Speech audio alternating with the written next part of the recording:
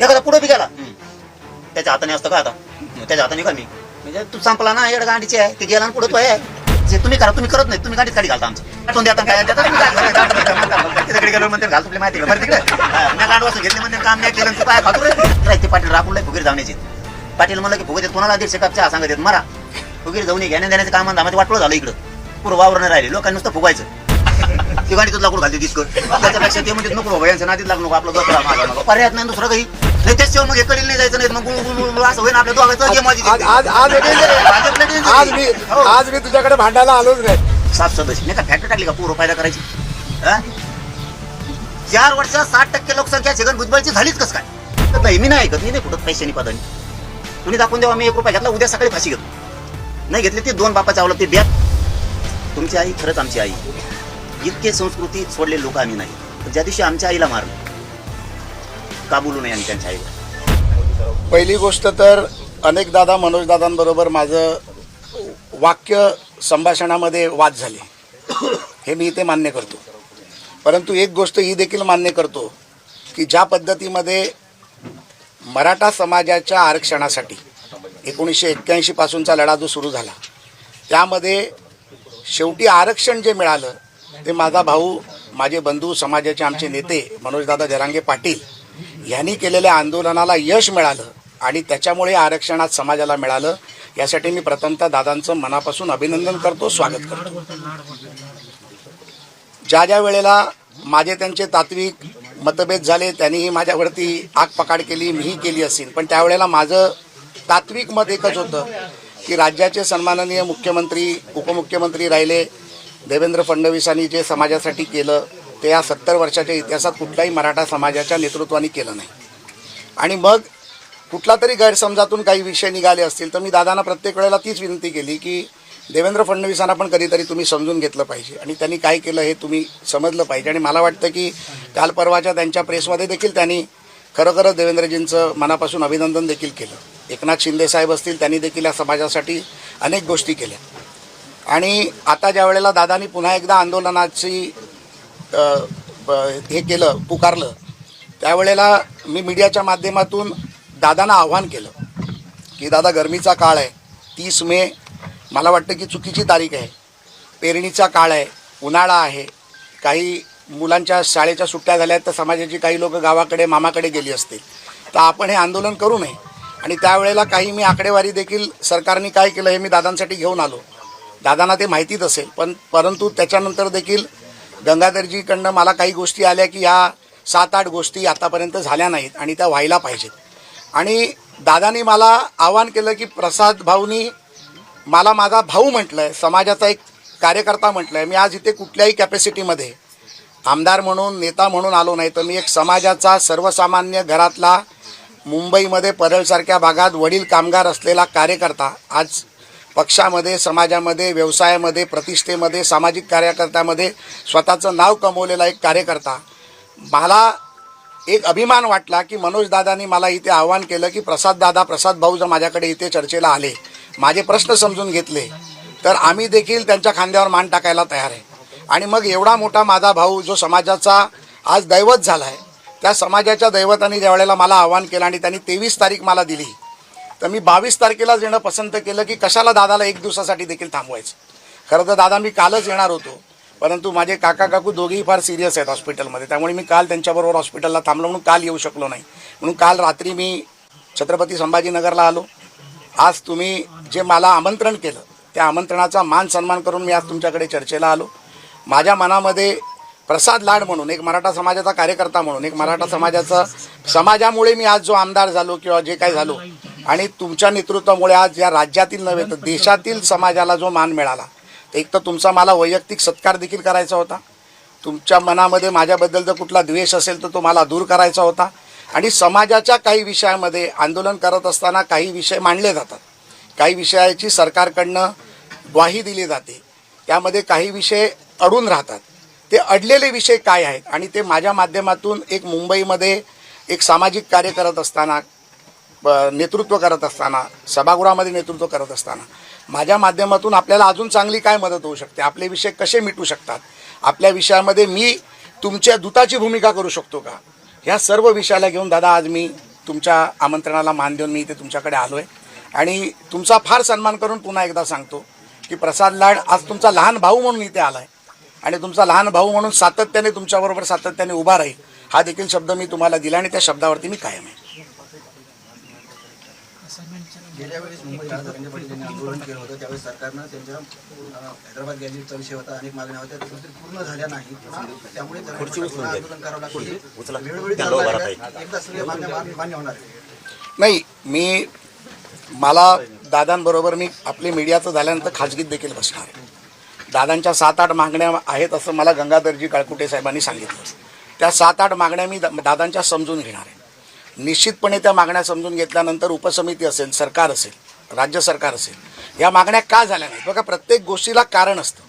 काही गोष्टीमध्ये कायदेशीर अडचणी असतात, काही गोष्टींमध्ये फॉलोअप हा विषय असतो, काही गोष्टींमध्ये कोणाचा पाठपुरावा न झाल्यामुळे झालेलं असतं. पण दादानी सांगितल्यानंतर मी आज दादाला विनंती करायला आलो आहे भाऊ म्हणून की तुमच्या मागण्या तुम्ही मला सांगितल्यानंतर मला जर तुम्ही काही काळ दिला तर त्या काळात मी त्या तुमच्या मागण्या पूर्णत्वाकडे नेण्यासाठी 100% प्रयत्न करेन.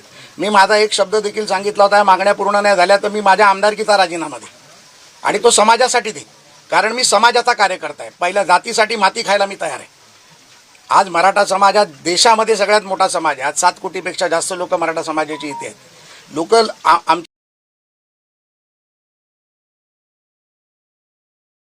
असं आहे की एका भावानी 2 भावांमध्ये भांडणं असतात. एका भावानी लहान भावाला बोलवल्यानंतर लहान भावानी येऊ नये ही आपली मराठा समाजाची संस्कृती नाही, प्रथा नाही. आणि आज जे संस्कार या देशावरती आहे ते मराठा समाजाकडून आलेले संस्कार आहेत. छत्रपती शिवाजी महाराजांनी दिलेले संस्कार आहेत, माता जिजाऊंनी दिलेले संस्कार आहेत. आपण प्रत्येक संस्काराचं जेव्हा नाव घेतो तेव्हा छत्रपतींचं नाव घेतो.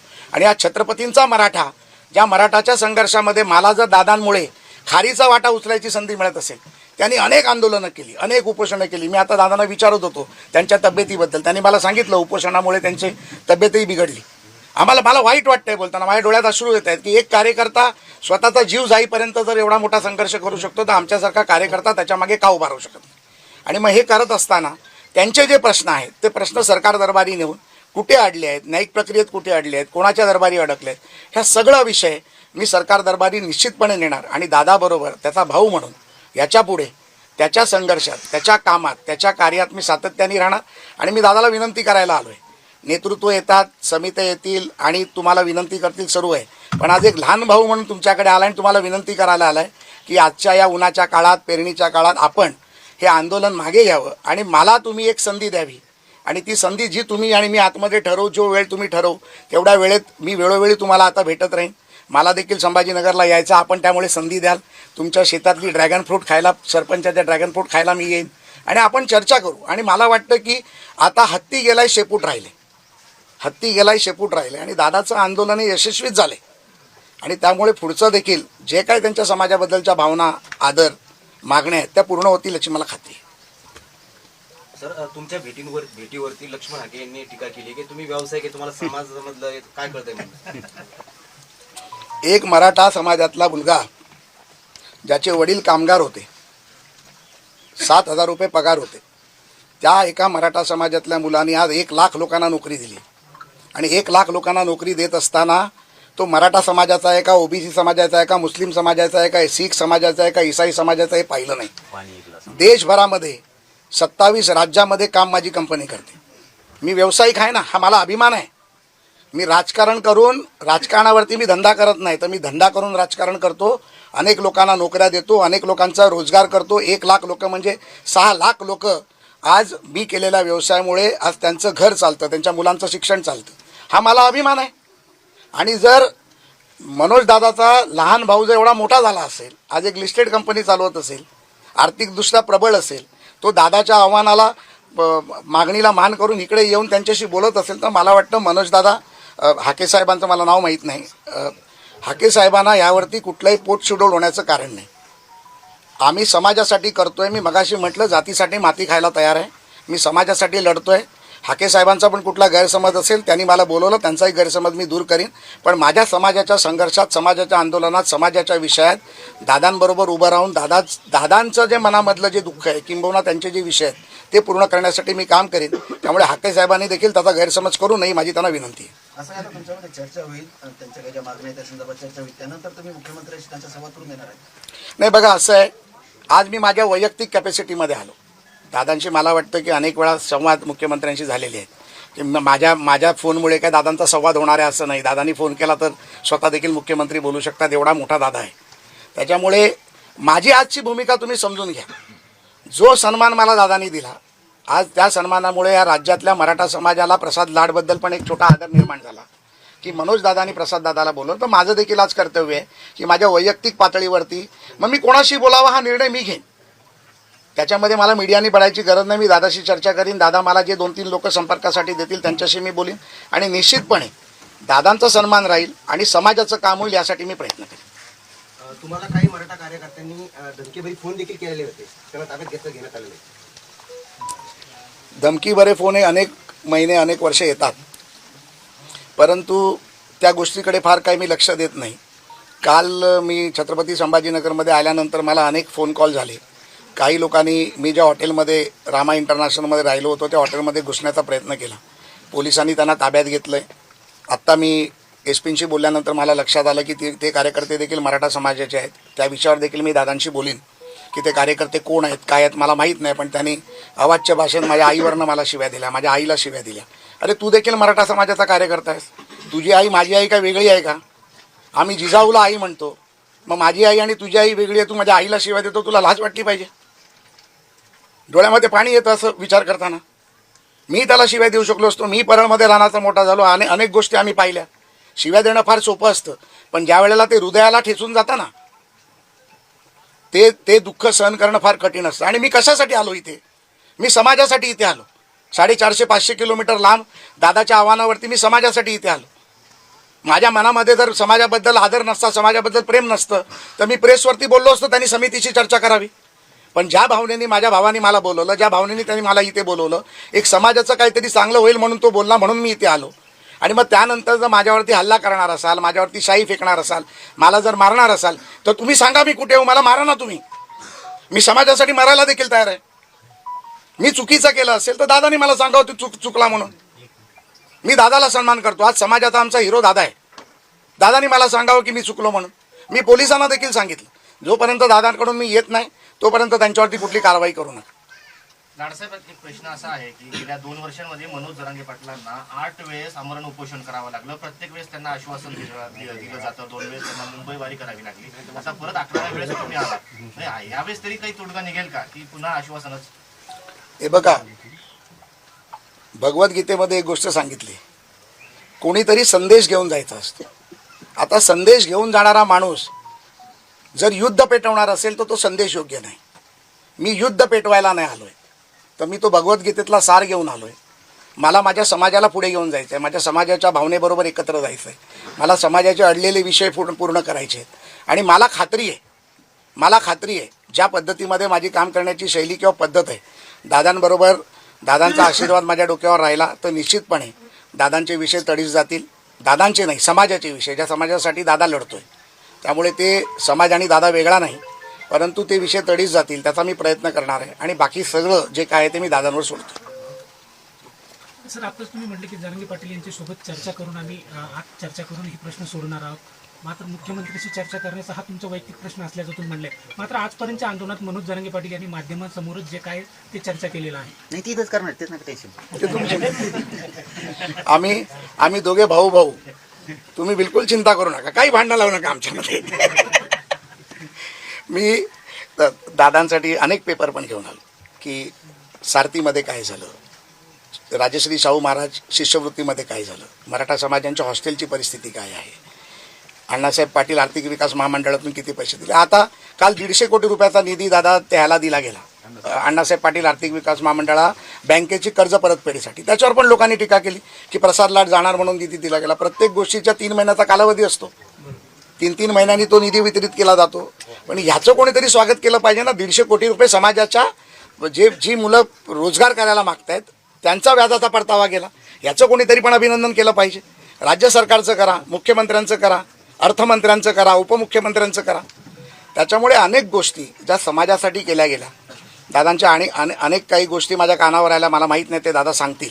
परंतु ज्या आमच्या मराठा बांधवाच्या लोकांनी बलिदान दिलं, अनेक लोकांनी बलिदान दिलं, त्यांच्या घरच्या नोकऱ्यांचा प्रश्न होता, ज्या गुन्हे दाखल झाले त्या गुन्ह्यांचा प्रश्न होता, त्या सर्वांवरती मी दादांशी चर्चा करेन.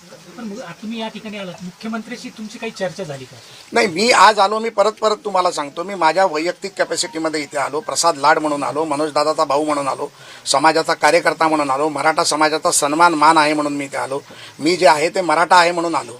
आमच्याकडे काय होतं, कोकणातला मराठा असेल तर त्याला मराठा थोडंसं कमी समजलं जातं, पण आम्ही पण मराठा आहोत. आम्हाला मराठ्यांबद्दल आदर आहे, समाजाबद्दल आदर आहे. छत्रपती शिवाजी महाराजांचा रायगड देखील कोकणातच आहे, त्याच्यामुळे आम्ही छत्रपतीला मानणारे कार्यकर्ते आहोत. आणि आता आमचं केंद्रबिंदू हे आंतरवाली सराटी आहे. या आंतरवाली सराटीमध्ये दादा जो निर्णय देतील, दादा जे म्हणतील, दादानी माझा मान ठेवून जर सांगितलं की बाबा मी हे आंदोलन प्रसाद लाडच्या शब्दावरती मागे घेतोय, तर मला आनंद वाटेल. आणि नाहीतर ते जे मला मार्गदर्शन करतील ते मी पुढे. सर, आतापर्यंत काही स्टॅटिस्टिक त्यांच्यासमोर ठेवलं नाही का, ज्याच्यामुळे अनेक गैरसमज झाले? तुमच्या अगोदरही काही प्रतिनिधी येऊन गेले, पण ज्या पद्धतीने आकडे आता तुम्ही बरेच कागद घेऊन आलेलं दिसत आहे, मला असं वाटतं की मधल्या काळामध्ये काही त्यांच्यासमोर ठेवल्या गेलं नाही आकडेवारीच्या स्वरूपामध्ये. नाही, काही गोष्टी असं असतात की आंदोलनामध्ये आम्ही देखील विद्यार्थी दशेपासून काम केलं. ज्या वेळेला आपण आंदोलन करत असतो तेव्हा आंदोलकाच्या भूमिकेत असतो. ज्या वेळेला आपण आंदोलन करत असताना, आंदोलकाच्या भूमिकेत असताना आपल्याबरोबर काही लोक असतात जे आपल्याला सत्यता आपल्यासमोर मांडायचा प्रयत्न करत असतात, किंवा आपण ज्यांच्यासमोर आंदोलन करतो ते आपल्यासमोर आणून त्या गोष्टी ठेवत असतात. मी असं नाही म्हणणार की दादाला काही गोष्टी माहीत नाहीत, परंतु ज्या गोष्टी कळल्या आहेत या आज आपल्या माध्यमातून जनतेसमोर देखील जातील, दादासमोर देखील येतील. आणि त्याच्यानंतर पुन्हा मी म्हणतोय की मी असं नाही म्हणत आहे की आम्ही 100% काम केलं किंवा ह्या सरकारने 100% काम केलं.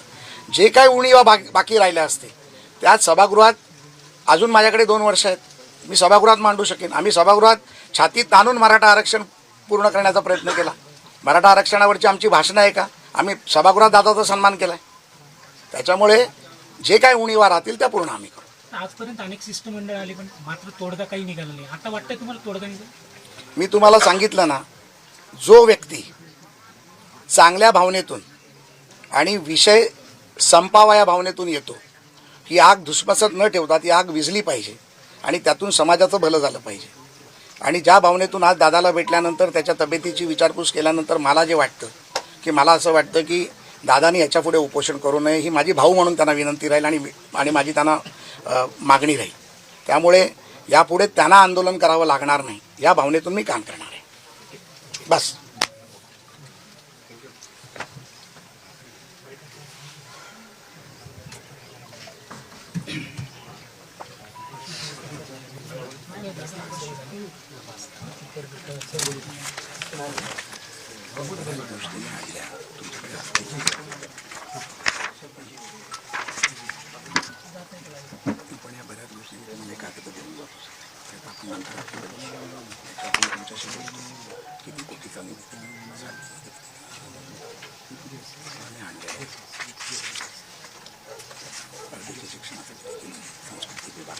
हे विद्यार्थी आपण वाढवले. हो, मला माहिती. हे 40 केले होते सरकारनं, सारथीचे परदेशात शिकणारे पोरं. ते 75वर नेलं आता विखे पाटील साहेबांनी.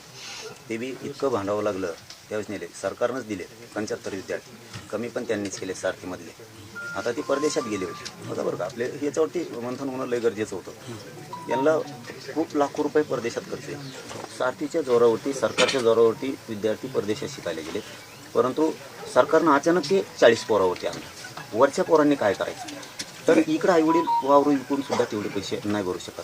ते भांडून आपण ते घेतले. ही मुद्दा झाला. आता तुम्ही आणलाय हे मान्य बोललो मी, मला बघायचं पण नाही, पण मान्य. पण 80,000 विद्यार्थ्यांची शिष्यवृत्ती कशामुळे नाही? आता दादा, आपण जे म्हणालात ह्या ज्या गोष्टी आहेत, या काही गोष्टी कशासाठी थांबली, ह्या शिष्यवृत्ती मिळालीच पाहिजे या भावनेचा मी देखील. पण आजची परिस्थिती अशी झाली. आता आपली चर्चा चालली, आता मीडिया बाईट नाही आहे, आपली चर्चा चालली आता की 80,000 विद्यार्थी म्हणजे लहान आकडा नाही आहे. नाही, मग ती शिष्यवृत्ती थांबली. त्या पोरांना काय करावंच कळत नाही आहे, काय करावं हेच कळत नाही. बरं, ही माहिती तुम्ही मीडियाच्या बाईटमध्ये म्हणले की ते डायलॉग होऊन सांगायला पाहिजे. विखे पाटील साहेबाला फोन लावा आणि त्यांना म्हणा तुम्हाला या 8 महिन्याच्या काळात आम्ही प्रति 15 दिवसाला काय सांगितलं नाही. बघा, मी एकतर आरोप करायचा म्हणून करत नाही, खोटं बोलायचं म्हणून करत नाही. आणि मी जर तसं बिगडे असतो तर माझा एवढा मोठा समाजाने विश्वास ठेवला नसता. हे समाज इतका भयंकर ताकदीचा आहे, हे कोणावर विश्वास नाही ठेवत. मी तर कोणत्या झाडाचा पाला आहे. फक्त ते माझ्या इमानदारी आणि प्रामाणिकवर विश्वास ठेवला आहे. म्हणून मला तुम्हाला हे सांगायचं की त्या 80,000 पोरांनी जायचं पुढं. विखे पाटील साहेबाला आम्ही वेळोवेळी हे विषय सांगितले, वेळोवेळी. कधीही असं सांगितलं नाही असं नाही की तुम्ही संख्या कमी केल्या. महामंडळाची बऱ्याचशा विषयात परतावे नाही आहेत. काल 150 कोटी दिलेत, आता आपले 600 कोटी रुपये थकलेत. आता काय करायचं? येतील ना दादा, का नाही येणार? पण ते पोरांचे शिविल खराब झाले. सरकारनं काय केलं? आता त्या सरकारने दाखवलं की आम्ही मराठा समाजाच्या पोरांना उद्योगी करतोय.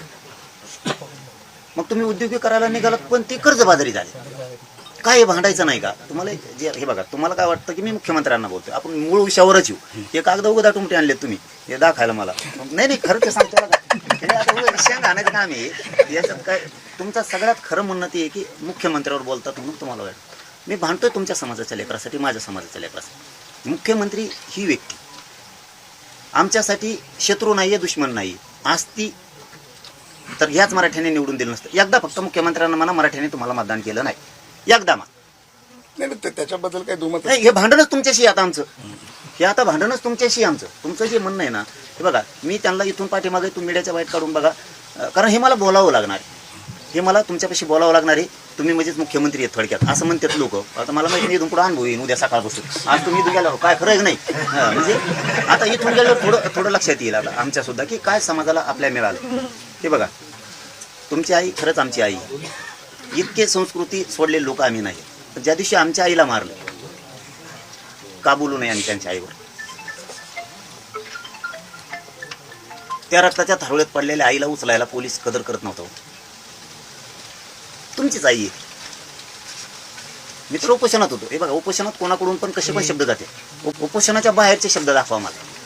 उपोषण ही इतकी विचित्र विषय आहे की माणसाला चारी ताळात काय दिसत नाही. इतकी भयान परिस्थिती असते. इतकं मारलं, बरं पाणी तर पाजावं. त्या आईला पाणी तर पाजावं. पोलिसाला पण आई असत. गृहमंत्री फडणवीस साहेब आहेत.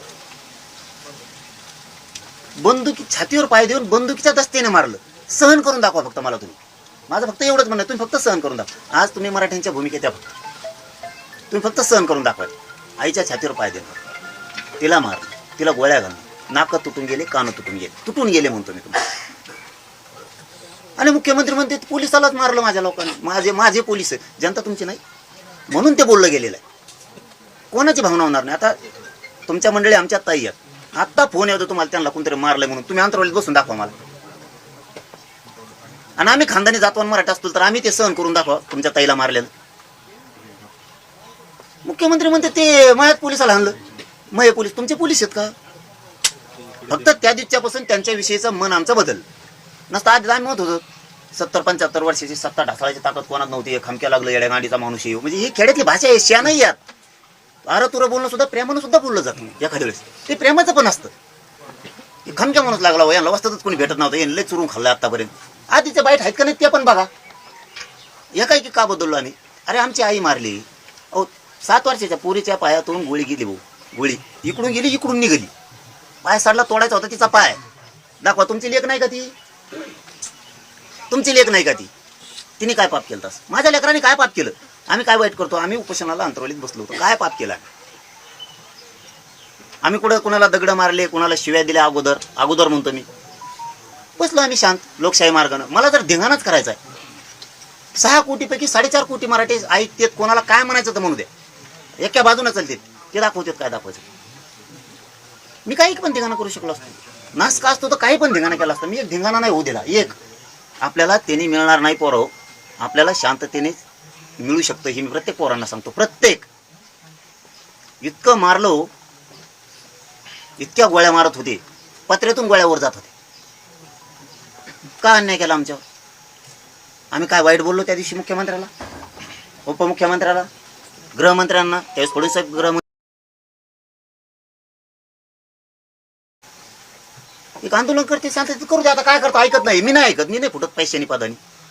कुणी दाखवून द्यावा मी 1 रुपया घेतला, उद्या सकाळी फाशी घेतो. नाही घेतली ते 2 बापाच्या आवलं. ते ब्यातच फरक. 1 रुपया फक्त सरकारने सांगावं की आम्ही याला 1 रुपया दिला, याला 700 रुपयाचं काम दिलं. एकाने सांगावं. इतका तळमळीन करतो मी. आजकाल स्वार्थी दुनिया आहे. स्वार्थ सोडून कोणी कामच करत नाही लाडू. स्वार्थ सोडून कोणालाही वेळ नाही. आज मी 24 तास माझ्या समाजासाठी देतो. मी माझे लेकरं किती वेळेला हे सुद्धा मला माहित नाही या समाजासाठी. माझा बाप कुठे आहे, माझी आई कुठे आहे हे सुद्धा मला माहित नाही. हे रिअल सांगतो मी. माझ्या समाजाच्या लेकराच्या चेहऱ्यावरती मला आनंद बघायचं आरक्षण दिलं. मी कुठं वाईट वागलो? मग का आमच्यावर दोष? बोललो असतो तुम्ही मालक आहे, थोडक्यात काय झालं बोललो म्हणून? मालकत्व तुम्हाला स्वीकारायचंय, पालकत्व तुम्हाला स्वीकारायचंय.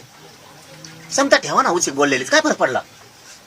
राजकारणात हे पचावं लागतं, समाजकारणात हे पचावं लागतं, तर तुम्ही उंचीवर जाणार. कोणालाही वाटत नव्हतं 75 वर्षातलं बलाढ्य असणारं काँग्रेस संपल म्हणून. तेव्हा भाजपची 1-2च होते, मोजी तर सुद्धा येत नव्हते बोटावर कुठशी घेत म्हणून. संपलं ना, संपलं ना. तुम्ही त्या गर्वात जाऊ नका हे म्हणणं आहे आमचं. हे तळतळ समजा. आता आम्ही आलोत म्हणजे आमचं कोणीच काही करू शकत नाही, संपू शकतं बरं का. इतकं झाल्यावर असंतोष जर बिघडला, लोकांचं जर मन दुखत गेले, मराठींचे मन का दुखत होतं तुम्ही? कमवून दुखिता काय केलं आम्ही तुमचं पाप? आमच्या गरीबाच्या लेकरांनी काय पाप केलं? कम मन दुखिता. मला तुमच्याकडून उत्तरच पाहिजे, तुम्हाला भांडायचंच आहे आम्हाला. होऊन दे काय व्हायचं. काय पाप केलं माझ्या लेकरांनी? का शिकू नये त्यांनी असं म्हणणं आहे तुमचं? त्यांनी नोकरीला लागू नये असं म्हणणं आहे की तुमचं? आम्ही तुमच्या तुमचा एक शब्द होता, मुख्यमंत्री आपल्या जातीचा नाही, तरी त्यांनी आपल्याला आरक्षण दिलं किंवा अनेक गोष्टी दिल्या. कुणी नाकारलं? ती आपल्या जातीचा नाहीये तरी दिलं, नाकारलं कुणी? ह्याच बोलतोय का? मीडियात बोललो ना राव तुम्ही. गॅजेटियरचा JR दिल्यापासून बघा तुम्ही, मुख्यमंत्र्याला विखे पाटील साहेबाला श्रेय दिले मी ते डायरेक्ट. आणि ह्या 8 महिन्यात फडणवीस साहेबाला बोललेलं मला दाखवा. या 8 महिन्यात म्हणतो मी तुम्हाला. मी ह्या 8 महिन्यात तुमच्याबद्दल कधीच भांडलो नाही, तुमचा सन्मानच केला नाही. तुम्ही भांडा ना, माझं ते मतच नाहीये. आमचं घरानं कोणी ऐकून घ्यायचं? आमची तळतळ कोणी ऐकून घ्यायची? आम्ही मुख्यमंत्र्याला बोललोच नाही या 8 महिन्यात. तुम्ही आता आम्हाला भाऊ म्हटलात ना, पण मला हे तुम्हाला सांगणं खूप गरजेचं आहे. मी ऐकलं ना दादा. मला माहित नाही असं आहे का तुम्ही जे म्हटलं बघा. आता तुमची तळमळ, तुमचं तुमची पूर्ण तळतळ. ऐकून घेणार आम्ही. तुम्हाला कधी आम्ही ऐकून घेणार नाहीत असं नाही. आजचा दिवस हे समाजाच्या खोपीत आहे. महाराष्ट्रातले मराठ्यांचे लोक, तुम्ही शहरात राहताय, खेड्यातले मराठ्यांचे लोक आऊत जरी आहेत असले तरी मोबाईल दांडीला बांधते. तुम्हाला पाहिजे व्हिडिओ देतो. पण जरांगे पाटील काय बोलतो ना आज अंतरवलीत काय आहे? कमीत कमी 5.5-6 कोटी मराठी बघत असतात आज अंतरवलीत काय चाललं. म्हणून आज सगळ्यांनाच वाटतंय की हे माणूस पहिल्यांदा म्हणला ना मी मराठ्यांचा आहे, त्यावेळेस ऊर भरून येतो गरिबांचा. दिसत नाही तुम्हाला, तुम्हाला नाही भेटायला येऊ शकत श्रीमंत लोकांना. कारण तुम्हाला हे म्हणजे त्याच्यात वाईट नका वाटू देऊ. आमच्या समाजाचा एखादा माणूस मोठा झालाय तो गर्वच असतो. बोलून दाखवल्यानं दुरावा निर्माण होतो. त्यामुळे काही गोष्टी बोलून पण दाखवायच्या नसतात.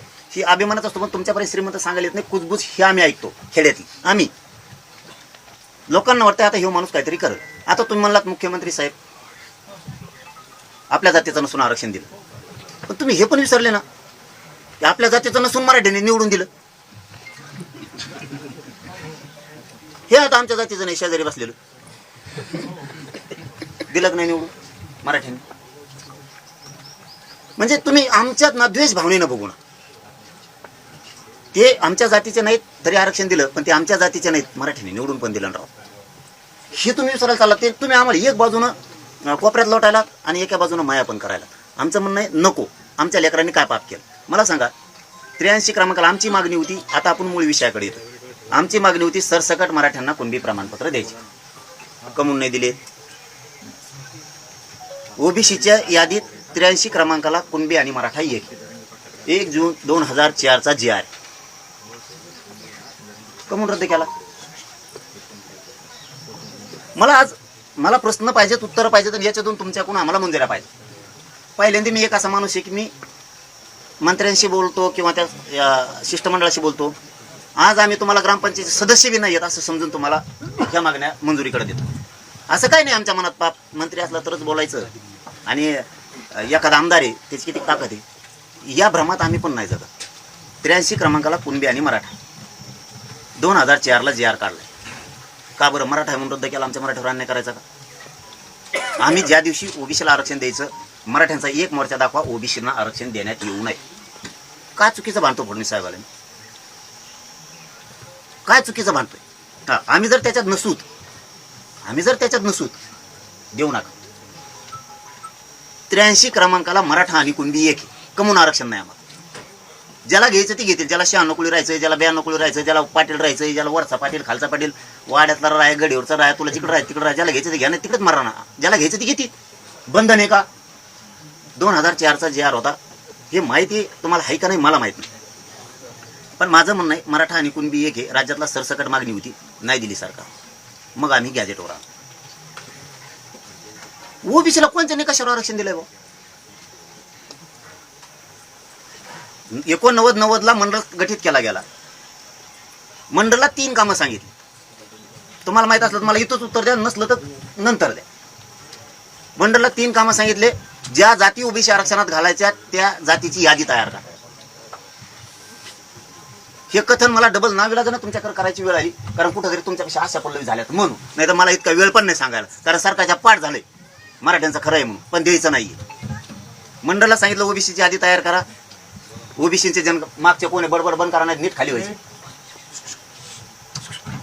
ओबीसीची यादी द्या, ज्या जाती घालायच्या त्या ओबीसीची जनगणना करा, आणि या जाती आरक्षणात घालायच्या त्यांना मागास सिद्ध करा. हेच केंद्रीय मागासवर्ग आयोगाचे रूल आहेत ना, याच्यात विरुद्ध नाही आहेत ना. मंडळनं कोणता सर्वे केला ते आम्हाला एकदा दाखवा मराठ्याला.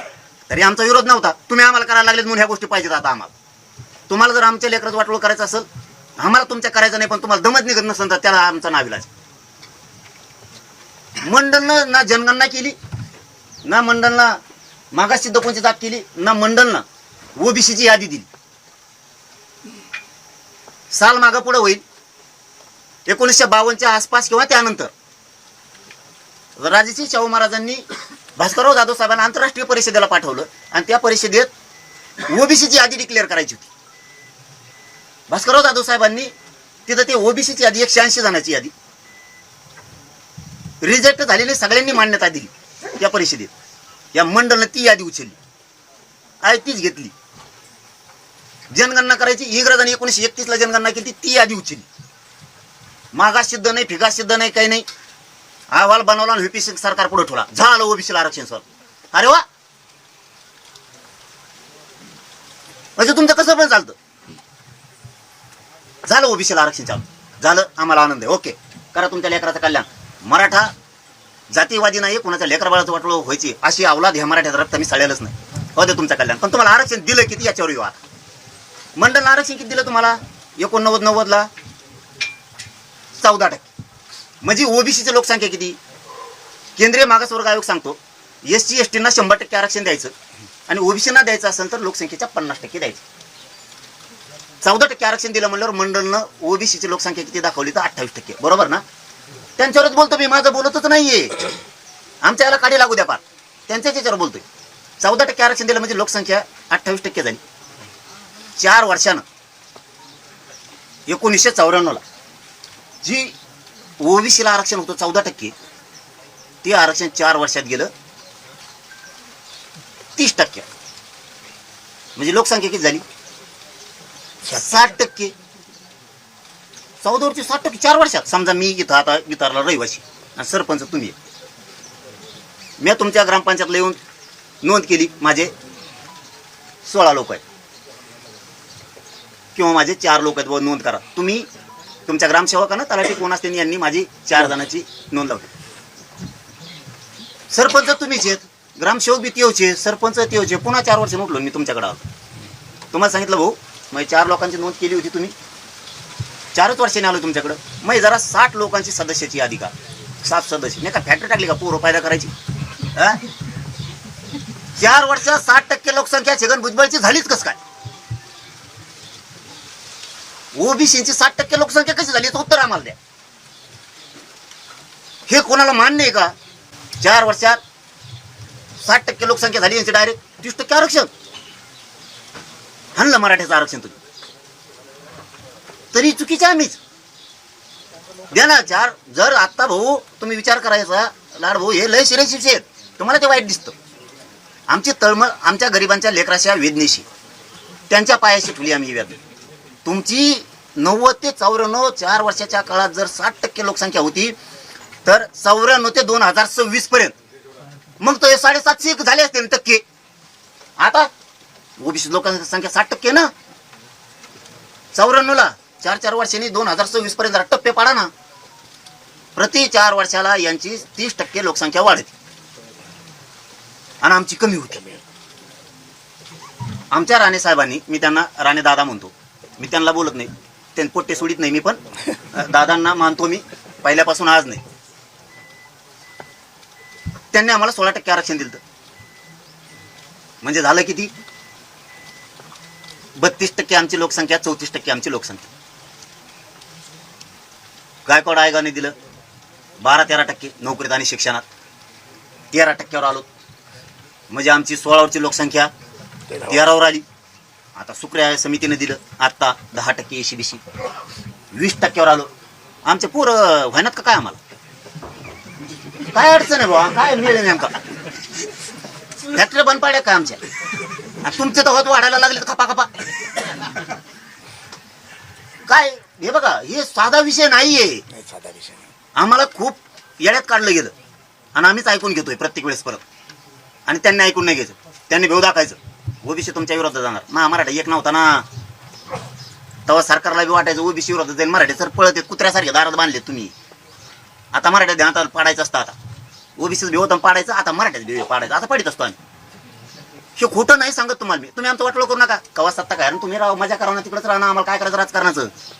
तुम्ही नाही दिलं तर ते होणार आहे. ठीक आहे, चला सोडून देऊ. 60% तर 60%. छगन भुजबळचं म्हणणं आहे आमची 60% लोकसंख्या. बरं 60% बाबा जाऊन दे, काय तुला काय खायचं? पण जरा गणित लावा बरं. 60% ओबीसी, 20% एसटी एसटी, किती झाले? 34% मराठा, किती झाले? 114. 150% लोकसंख्या असते राज्याची. तू का पागल काढी तो का आम्हाला? आणि मुस्लिम, मारवाडी, बामण हे बिचारे कुठं सोडी दुसऱ्या राज्यात नेऊन सोडी तू? कोणचं गणित आहे? किती येड्यात काढणार माझ्या समाजाला तुम्ही? किती? आम्ही आमच्या नोंदी आहेत, यांच्या नोंदी नाहीत, तरी आरक्षण दिलं. आम्हाला अडचणी का? आता येऊ गॅजेटवर. आपण हैदराबादचा गॅजेटियरचा GR काढला. त्याच दिवशी मी सांगितलं होतं समाजाचं कल्याण करू शकतो तर आता विखे पाटील साहेब, कारण फडणवीसांनी सांगितलं आम्ही GR काढला. ओके, देऊन टाकलं श्रेय तुम्हाला. दाखवा मला श्रेय नाही दिले. दाखवा मला. हे बघा, आज नका ऐकून घेऊ तुम्ही सुद्धा. त्यांच्या दारात गेलो होतो म्हणून ऐकलं. माझ्या दारात आलात, माझ्या समाजाच्या दारात आलात म्हणजे आम्ही सुद्धा अवमान नाही करणार. नाही होणार. तुम्हाला जाईपर्यंत सन्मानच होणार. ते मध्ये काय केलं म्हणलं आता कोणी पोरायनी कोण आहेत मला काय त्यांचे नावं काय माहीत नाही. जाऊ द्या, तुमचे लेकरं येतं करत असतात. तुम्ही उच्च येतं राजकारणात हे पचावं लागतं. एखादं बोललं असेल, कशामुळे बोललं मला माहीत नाही. राजकीय स्टंट होता का? त्याच्या डोक्यात काही वेगळे विचार आहेत का? आंदोलनाला गालबोट लावा म्हणून का? चर्चा होऊ नये म्हणून का? खरोखरच त्याला समाजाविषयी प्रेम होतं म्हणून केलं. हे याच्यातला काहीच तारतम्य माहीत नाही आहे. परंतु असं काही होणार नाही. झालं असेल तरी ते मोठ्या मनानं तुम्ही बी ठेवत जावा. राजकारणात हे सुरूच असतं. एखाद्याचं लेकरू बाळ म्हणतं, एखाद्या वेळेस रागात येतं. कोणी मला खरंच माहीत नाही नाव गाव त्याचं काय आहे काय नाही, परंतु म्हणत असते रागाच्या भरात येतं एखाद्या वेळेस. त्याला वाटतं समाजाचं कल्याण व्हावं म्हणून तुम्हालाच भांडत असते सगळे. आणि आता राजकारणाला बी घोडे लावल्याशिवाय निवडून येत नाही का हो कुठे साहेब? त्यामुळे पण तुम्हाला सांगतो, तुमच्याकडे यायच्या आधी मी मीडियासमोर बोललो. त्यांनी जी चूक केली असेल, कुठलाही गुन्हा दाखल करून त्यांचं आयुष्य खराब करू नका. मी मीडियाला तुमच्याकडे यायच्या आधी सांगितलं. नाही, ते मी सांगितलं मीडियावाल्यांनी मला ते त्याबद्दल करतो. आता आपण येऊ गॅजेटकडे. गॅजेट फडणवीस साहेबांनी काढलं, विखे पाटील साहेबांनी काढलं. कोणत्या दिवशी नाकारलं? मला नाकारलेलं सांगा. आज भांडूयात आपण. तुम्हाला भांडायचं तर मला भांडा. मला भांडायला आलोच नाही तुझ्या. नाही, त्याशिवाय मग एकडील नाही जायचं नाही. मग गुळ असं होईल आपल्या दोघांचं गेम माझी. आज मी तुझ्याकडे भांडायला आलोच नाही. भांडायची वेळ परत आपण ठरवू. आज मी भावाच्या घरी आलोय. आज चर्चा करूया त्या विषयावर. बस त्या विषयावर फक्त चर्चा करूयात आपण. आपण आलोत गॅजेटकडे. तुम्ही गॅजेटचा GR काढला. आम्हाला आधार लागतो बघू GR काढायला. ही माझ्या गरिबांची शोकांतिका आहे. आम्हाला आधार लागतो तर आमचं पत्र निघतं. यांना 1994 आरक्षण दिलं गेलं. कशाचा आधार होता? आम्हाला सांगा कशाचा आधार होता म्हणून यांना आरक्षण दिलं? आमचं गॅजेट आधार आहे. आम्ही 7-12 दाखवलं. ही जमीन माझी. फक्त दादागिरीनं त्यांनी बळ केले. आम्हाला द्या. आमचे लेकरं उसत उडीत आहेत. आमचे लेकरं लोकांचे मजुरी काम करतात, हमाल्या करतात. आमचं रान असून हे नसून कसं काय बळ केलंय रान? आम्ही तुम्हाला आरसा दाखवलाय. आमचं हैदराबादचं गॅजेटियर. छत्रपती संभाजीनगर आणि जालना दोघांत मिळून 2,56,000 कुणबी आहेत. हे कुठे गेले? दाखवा आम्हाला. आम्ही ओबीसीचं आरक्षण नाही घेत. आम्ही आमच्या हक्काचं मागतोय. ती आमचं रान आहे. तुमचं 10 एकर आहे, त्याच्या शेजारी आमचं 10 एकर आहे. आमचं म्हणणं तुम्ही ते खाऊ नका, आमचं आम्हाला द्या. तुमच्या 7-12 प्रमाण तुम्ही घ्या, आमचं आम्हाला राहू द्या. ओबीसीची 60% लोकसंख्या ही मराठा धरू नये. काय अडचण आहे? बरं, तुम्ही हैदराबादचा GR काढलं, प्रमाणपत्र वाटायचं बंद कमी केलं. सांग. हैदराबादचा जी आर काढला, लागू पण केला, सरकार म्हणते 308 प्रमाणपत्र दिली, बंद कम केलं. अधिकारी डायरेक्ट म्हणते, सांगतो तुम्हाला, फडणवीस साहेबाच्या कार्यालयाकडून फोन आलाय, प्रमाणपत्र सध्या द्यायचे नाही, सध्या शब्द वापरला. का बरं? आता अधिकाऱ्याचं नाव सांगावं तर त्याचं काळीच लागली म्हणायचं, कारण त्याला भाजप म्हणतात. पुन्हा तुम्ही म्हणता भाजप पोराचा आला, ते गाडीतच लाकूड घालते तितकं. त्याच्यापेक्षा ते म्हणजे नको बाबा, यांच्या नादीत लागू नको, आपलं गप्पा मागा पर्याय नाही दुसरं काही. हे सत्य बोलतोय मी माझ्या समाजावरती प्रेम करतो, तुमच्यावरती प्रेम करतो. मी सरकारवर प्रेम करत नाही, ही गैरसमाजातून बाहेर जा.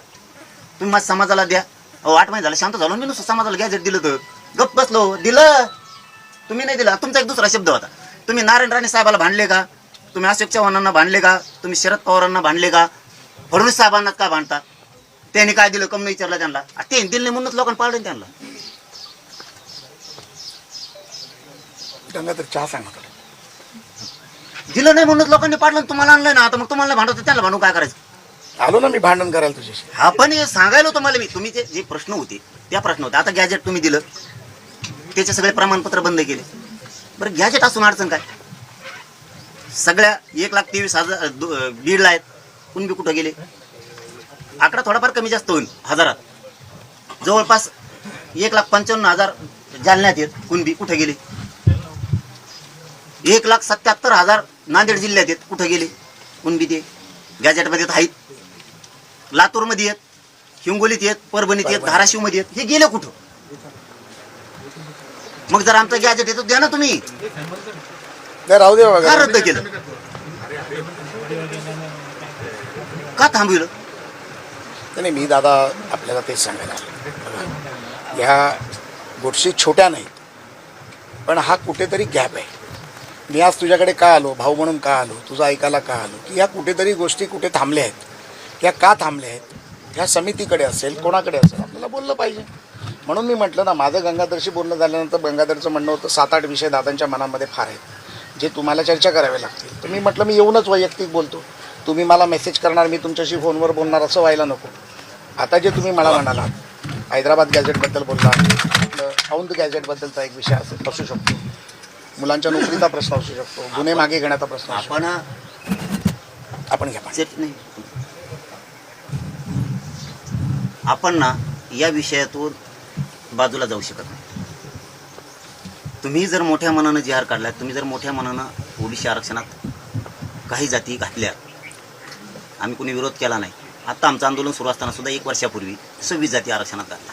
म्हणजे आंदोलन सुरू आमचं आणि तुम्ही जाती घालता त्यांचे, आणि ज्या बसतच नाहीत ते कोण गरीब? मला निकष सांगा बरं, आरक्षणाचा मागास ठरवण्याचा निकष काय?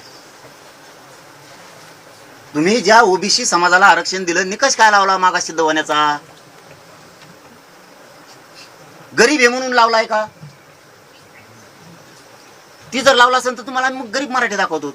मराठ्याला का आरक्षण द्यायचं नाही? मराठ्याकडं शाळा आहेत, कॉलेज आहेत, मराठ्यांकडं कारखाने आहेत, म्हणून मराठ्याला आरक्षण द्यायचं असा निकष आहे का? मी तुम्हाला छगन भुजबळ कारखाना दाखवतो, खरा ती जात आरक्षणाच्या बाहेर. तो जर निकष असेल तर, तुमचा जर तो निकष असेल, मराठी श्रीमंत आहेत यांना द्यायचं नाही, यांच्याकडे कारखाने, साखर कारखाने आहेत, यांच्याकडे शाळा आहेत, मी छगन भुजबळ कारखाना दाखवतो, काढा सगळी जात बाहेर.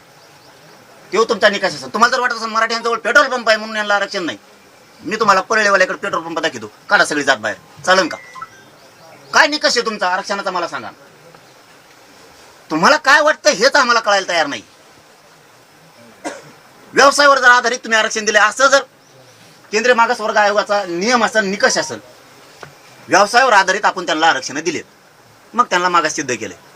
विदर्भातल्या मराठ्यांना तुम्ही आरक्षण दिलं शेती करतात म्हणून, व्यवसायावर आधारित. आमच्याकडे काय समुद्र आहे का? आम्ही काय वाटी आणतो का इकडं? काय निकष आहे? आम्हाला निकषच कळायला तयार नाही तुमचा. तुम्ही जर त्यांना मागास सिद्ध केले शैक्षणिक आणि नोकरीत, आम्ही दाखवतो आम्ही शैक्षणिक आणि नोकरीत सामाजिक दृष्ट्या मागास आहेत म्हणून आम्ही दाखवतो तुम्हाला. चला. नाही, तुमच्या या विषयावरती दादा माझं सभागृहातलं भाषण आहे, मराठा समाज मागासवर्गीय कसा झाला. अनेक म्हणजे आपल्या 20 पिढ्यापासूनचा जो समाज मागे येत गेला, आज आपला समाज यांना मागास सिद्ध केलेलंच नाहीये. आम्हाला केलंय 3दा, तरी आम्हाला आरक्षण नाही. गायकवाड कमिशनने केलं, सुक्रे कमिशनने केलं, आम्हाला नारायण राणे साहेबांच्या समितीने केलं. आम्हाला नाही आरक्षण, यांना कोणाला आहे? आता काहीतरी 40 जाती, काल ओबीसी समाजाची ते उपसमितीची बैठक झाली, 42 जणांची यादी घालात का? इंग्लिशमध्ये शब्द चुकला होता म्हणे इथे शब्द चुकला होता म्हणे इंग्लिशमध्ये, तो आता बाजूला निघणार आहे. आमचा मराठ्याचा कुणबीचाच निघाणार काय? कोवा माणूस तामादला का बरं आमच्याबद्दल असं वागताय? काय केलं आमच्या गरीबाच्या लेकरांनी? तुमचं आमच्या गरीबाच्या लेकरांनी काय वाटलं गेलंय? तुमच्या लगेच जाणार, कारण स्पेलिंग चुकली होती.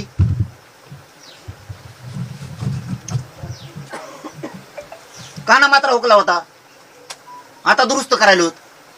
मंत्रिमंडळाची उपसमिती ओबीसी समाजाची, आमची समिती झोपती का? विखे पाटील आहेत ना, आमचं मग का उत्तर देऊ नयेत की बाबा हे चालणार नाही, मराठ्यावर अन्याय होईल असं नाही. तुमच्या ओबीसीवर होऊ नये पण मराठ्यावर बी तुम्ही करू नका. का भांडायचं नाही तुम्ही? अरे आम्ही त्या विखे पाटील साहेब म्हणतो, तुमच्या पक्षात नाही का ते? तुमचा त्यांचा जीव नाहीये का त्यांचं वेगळं बेट आहे? तुमच्या तर 7-8 बेट आहे जणू. हो ना, मला अंधारातून कळलं आपलं काय कसं खरं सांगणार होय. ते एकामेकावर तुटून पडते जणू, असं लफड आहे त्यांच्या तरी. आम्हाला देणं घेणं नाही ना. त्यो माणसानं देतो म्हणला, आम्ही म्हणलं ह्योच खमक्या माणूस आहे, 100% आता मराठ्याला आरक्षण देतो. तुमच्या भाजपलाच फायदा होईल ना. लगेच थांबून टाकले हो सगळे प्रमाणपत्र. त्यांचं दुरुस्त होतं, आमचं दुरुस्त होत नाही. आम्ही मागास सिद्ध झालो, आरक्षण नाही. आता आमचा गॅझेटियरचा GR निघाला तरी नाही. तुमचं एक मीडियात वाक्य आलंय, कोर्टात प्रलंबित गॅझेटियर, म्हणजे ते कोर्टात गेले. गॅझेटियरचं नाही बोलत. आपण जे गुन्हे मागे घेतो त्याच्यामध्ये काही आपल्याला न्यायिक प्रक्रिया, गुन्ह्याकडे येऊन आपण गुन्ह्याकडे येऊ. तुम सगळ्याकडे याच्यात नाही बोलतो मी. तुमचं मराठा समाजाबद्दलचं एका शब्दावरती इतका तुमच्याशी मी प्रामाणिक झालोय. शपथ सांगतो तुम्हाला, मी शपथ शब्द वापरेल नाही. मी 2.5-3 वर्ष शपथ शब्द ऐकला असणार. एका शब्दावरती आम्ही मराठी तुमच्यावर फिदा झालो. आता तुम्ही सांगितलं 100% मुख्यमंत्री मागण्याची मंजुरी देणार. आयला म्हणलं आंदोलन करायचंच का मग आपल्याला? जर मंजुरी देणार टाका की, या माणसावर विश्वास. मंत्र्यावर टाकला, अमक्यावर टाकला, तमक्यावर टाकला, टाका की. म्हणून आम्ही बोलवलं. मी कोणालाही अंतर्वालीत बोलवत नाही, मी आभार मानला ना तुमचा, कधीच बोलवत नाही. कारण त्याने काय होतं, याच्यात क्षमता नाही असा अर्थ जात असतो. आणि मी कणखर आंदोलक, क्षमता नाही याच्यात. आंदोलन बस आधीच फोन लावतो, या माझ्या भेटायला, मला भेटायला ये नको येऊ. मी टेकलो एकदा की टेकलो, मरूच तर मागं सरकत नाही. मरायला भेट नाही. मी माझ्या समाजाच्या पायावर माझा जीव ठेवलेला, मी मरायला नाही भेट. येऊ दे मरण. मी ते मन मोडून टाकली, मी मन मोडून टाकली. लाख मेले तर चालते, पण लाखाचा पोशिंदा जगला पाहिजे. लाख पोसून काय करायचं? जगून काय करायचंय? लाख मारू द्यायचे आणि एक जागवायचा. मला करोडो जगले पाहिजेत, मी मेलो तरी चालतो. या भूमिकेतून आता तुम्ही GR काढला हैदराबादचा, कमून थांबिले प्रमाणपत्र, कमून द्या ना. गॅझेटियरला आधार दिला ना, मी तुम्हाला कायदा पारित करायला आधार लागतो, त्याशिवाय कायदा पारित करता येत नाही. बरं, आता विधानसभा, विधान परिषद ऍक्टिव्ह आहे, प्रशासक लागलेला नाही आपल्याकडं. राज्यसभेला, विधान परिषदेला ऍक्टिव्ह असल्यावर राईट आहे त्यांना. शासन निर्णय काढण्याचा, GR काढण्याचा काढलाय तुम्ही, थांबवलं का मग? थांबवा मग 1954चा पण, काय अडचण आहे? आमच्यावर कमून अन्याय करायला तुम्ही? आमचं तुमचं काय काय दुश्मनी? तुम्ही 17 संस्थांचा GR काढलाय, फडणवीस साहेबांनी छाती टोकून सांगितलं पाहिजे ओबीसीवर अन्याय करणार नाही, पण 10 दारे त्यांचं वावर आहे, द्यावा लागेल. त्यांच्या नोंदी यात मला आरक्षण द्यावं लागणार आहे. तुम्ही चिडीत, आम्हाला चिडीत आहे. तुम्ही आमच्या भावना समजून घेत नाहीये. तुम्ही आम्हाला चिडीत आहे. तुम्ही GR काढला म्हणलं सांगायचं आहे, काढलाय, त्यांच्या आधार घेतलाय, त्या गॅझेटियर मध्ये नोंदी आहेत, आणि हेच ते मराठवाड्यातले मराठी आहेत, यांना मला द्यावं लागणार. तुम्हाला द्यायला नाही म्हणत नाही, पण यांना सुद्धा मी तुमचं ऐकून नाही म्हणू शकत नाही. मला सत्य आहे ते करावंच लागणार आहे. फडणवीस साहेबांनी सांगावं ना, काढला ना GR, आता काय भ्यायचंय? नाही मिरवणूक काढली आणि नाही 6 कोटीने फुलं टाकल्या ना, मायला आपले जात बदलून ठेवी. तुम्ही करतच नाही येत राव. तुम्ही फक्त आशाला लावताय की दिला GR. आता मी ते आंदोलक नाहीये, पदासाठी पैशासाठी पुढं करणारा. मला द्यायचं तर मराठ्यांनाच द्यायचंय. अमकं म्हणून आता GR काढलं, कोण थांबली? ही एक बाजू झाली. 58 लाख नोंदीचं काय झालंय मला ते सांगा पहिलं. 58 लाख नोंदी शिंदे समिती गठीत सरकारने केली, आम्ही नाही. कायद्याने पूर्ण अधिकार त्यांना दिले सरकार. कॅबिनेटनं त्यांना अधिकार दिले, राज्य मंत्रिमंडळाने त्यांना अधिकार दिले, राज्य मागासवर्ग आयोगाने त्यांना अधिकार दिले. सगळे तज्ज्ञ त्याच्यामध्ये न्यायाधीशासहित घेतले गेले. त्यांनी 58 लाख नोंदी या राज्याशिवाय दिल्यात. रेकॉर्ड आमच्याजवळ नाहीये लाडभाऊ, रेकॉर्ड तुमच्या ऑफिसला आहे, सरकारच्या तुमच्या सरकारी अधिकाऱ्यांनी रेकॉर्ड दिलाय आणि त्यातून समितीनं नोंदी शोधल्या 58 लाख. आणि तुम्ही ते प्रमाणपत्र का देणार? जमीन सापडले म्हणलं का देणार? का अन्याय माझ्या समाजावर तुम्ही करायला? काय केलं माझ्या गरीबाच्या लेकरांनी? काय केलं माझ्या आईने बापाने? नुसते कष्टच करायचे का रात्रंदिवस येतात? त्यांनी स्वप्न नाही बघायचं का माझं लेकरू अधिकारी व्हावं, मला सुखाचा दिवस यावा? हे स्वप्न का मोडता तुम्ही आमचं? आम्ही झोपडं उभा करायचा प्रयत्न करतोय. आम्हाला वाटतं आमच्या डोक्यावरती सावलीचं थोडं छत असावं. आम्हाला वाटतं आमच्या लेकरा बाळांना कुठेतरी गाडीत हिंडावं. त्याच्या बापाने कष्ट केलेत, नाही चपला. चला मला सांगा, तुम्ही 4-8 दिवस वेळ द्या, शहरातून खेड्यात राहत तुम्हाला नाही चपला दिसणार. समाजाच्या पायात काही लोकांच्या दिसन तुम्हाला धोतर फाडलेलं नाही. आईच्या डोक्याला तेल दिसणार तुम्हाला नाही. तेल लावत ती नाही, तिला भाजीत तेल टाकायला किती कुटुंब दाखवू? काय पाप केलं राव माझ्या समाजाच्या लेकरांना? तुम्ही त्याच्या मुंडक्यावर पाय द्यायला लागला. काय केलंय? काय त्या मराठा समाजाने पाप केलंय? समाजात जन्म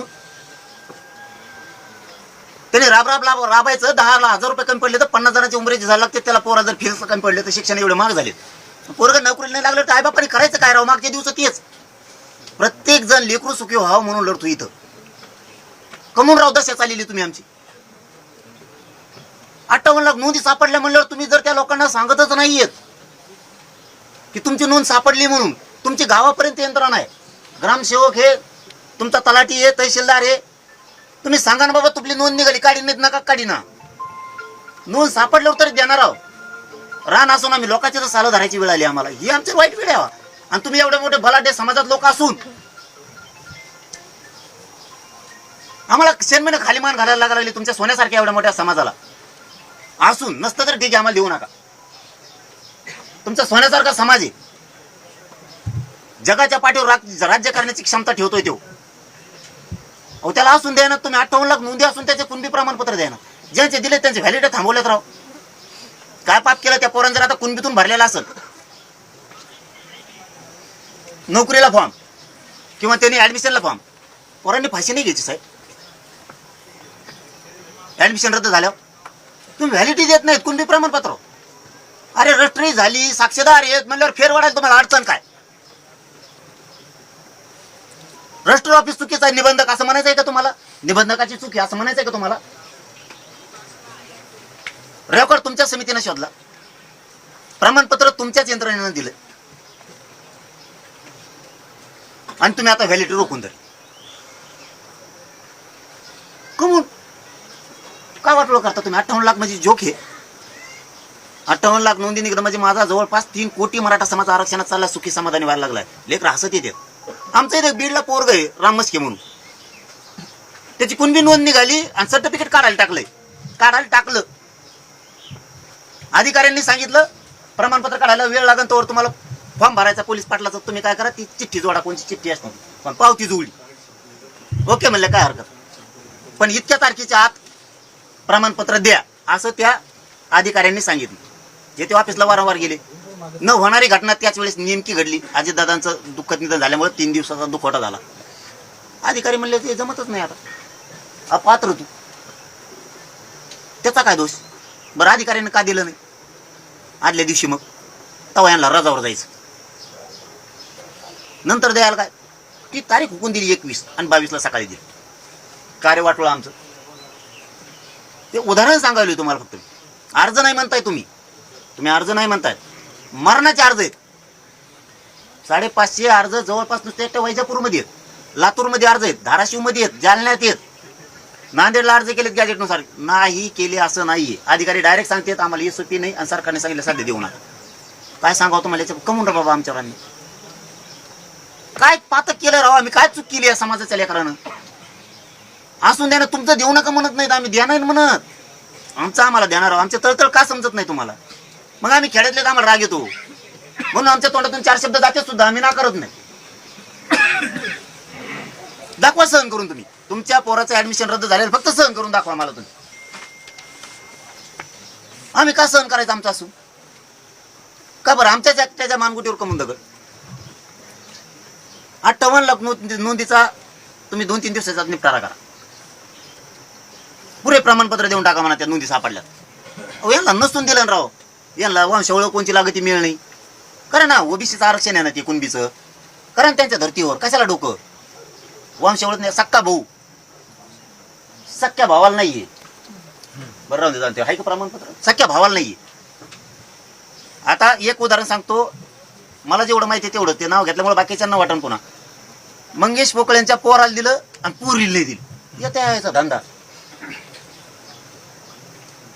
शिरसाट साहेब बोलले, दुसऱ्या दिवशी सकाळी दिलं. ते मंत्री बिचारे, त्यांच्यावर उगा हे करू नका तुम्ही, आमच्या यागळ्या गप्पा होत्या. हा, उगा टेन्शन घेऊ नका तुम्ही, त्यांना बी देऊ नका. ते बिचारे काम करते, ते आहे ते बंद व्हायचे, आमच्याकडे यायचे तुमच्या धाका तुम्ही त्याच्या दातून कुठे घालून या खांदी, त्यांचं पळापळ सुरू व्हायची. हा ना, तेच. हा हेच, हा बघ, हे सख्य भाऊ आहेत. आता हे सख्य चुलत भाऊ, हे नारायण कदम आणि साहेबराव कदम, ते म्हणते तसं जमत नसतं. ते तुम्ही रक्ताला देताय ना, ओबीसी आरक्षण रक्ताचं सांगता ना, काय अडचण आहे हो तुम्हाला. कमून रोखले, पुरे राज्यातले रोखले. आता व्हॅलिटीमुळे पोरांचं वाटोळ व्हायला लागलं. हे बघा, ते जे उदय सामंत साहेब येतात, त्यांचे सगळेच मंत्री येतात, तुमचे येतात पण दिसत नाही. त्या खंडबार जे आहे तेच सांगायलो मी, बडाई सांगत नाही. तुम्ही आलात म्हणून तुम्ही पण ऐकून घेऊ नका.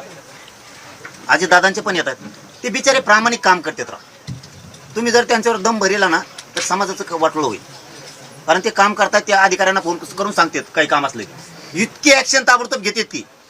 म्हणून ते मराठ्यांच्या मनात गेलेत, बसलेत. तुम्ही बसा, आमचं भांडणच नाही.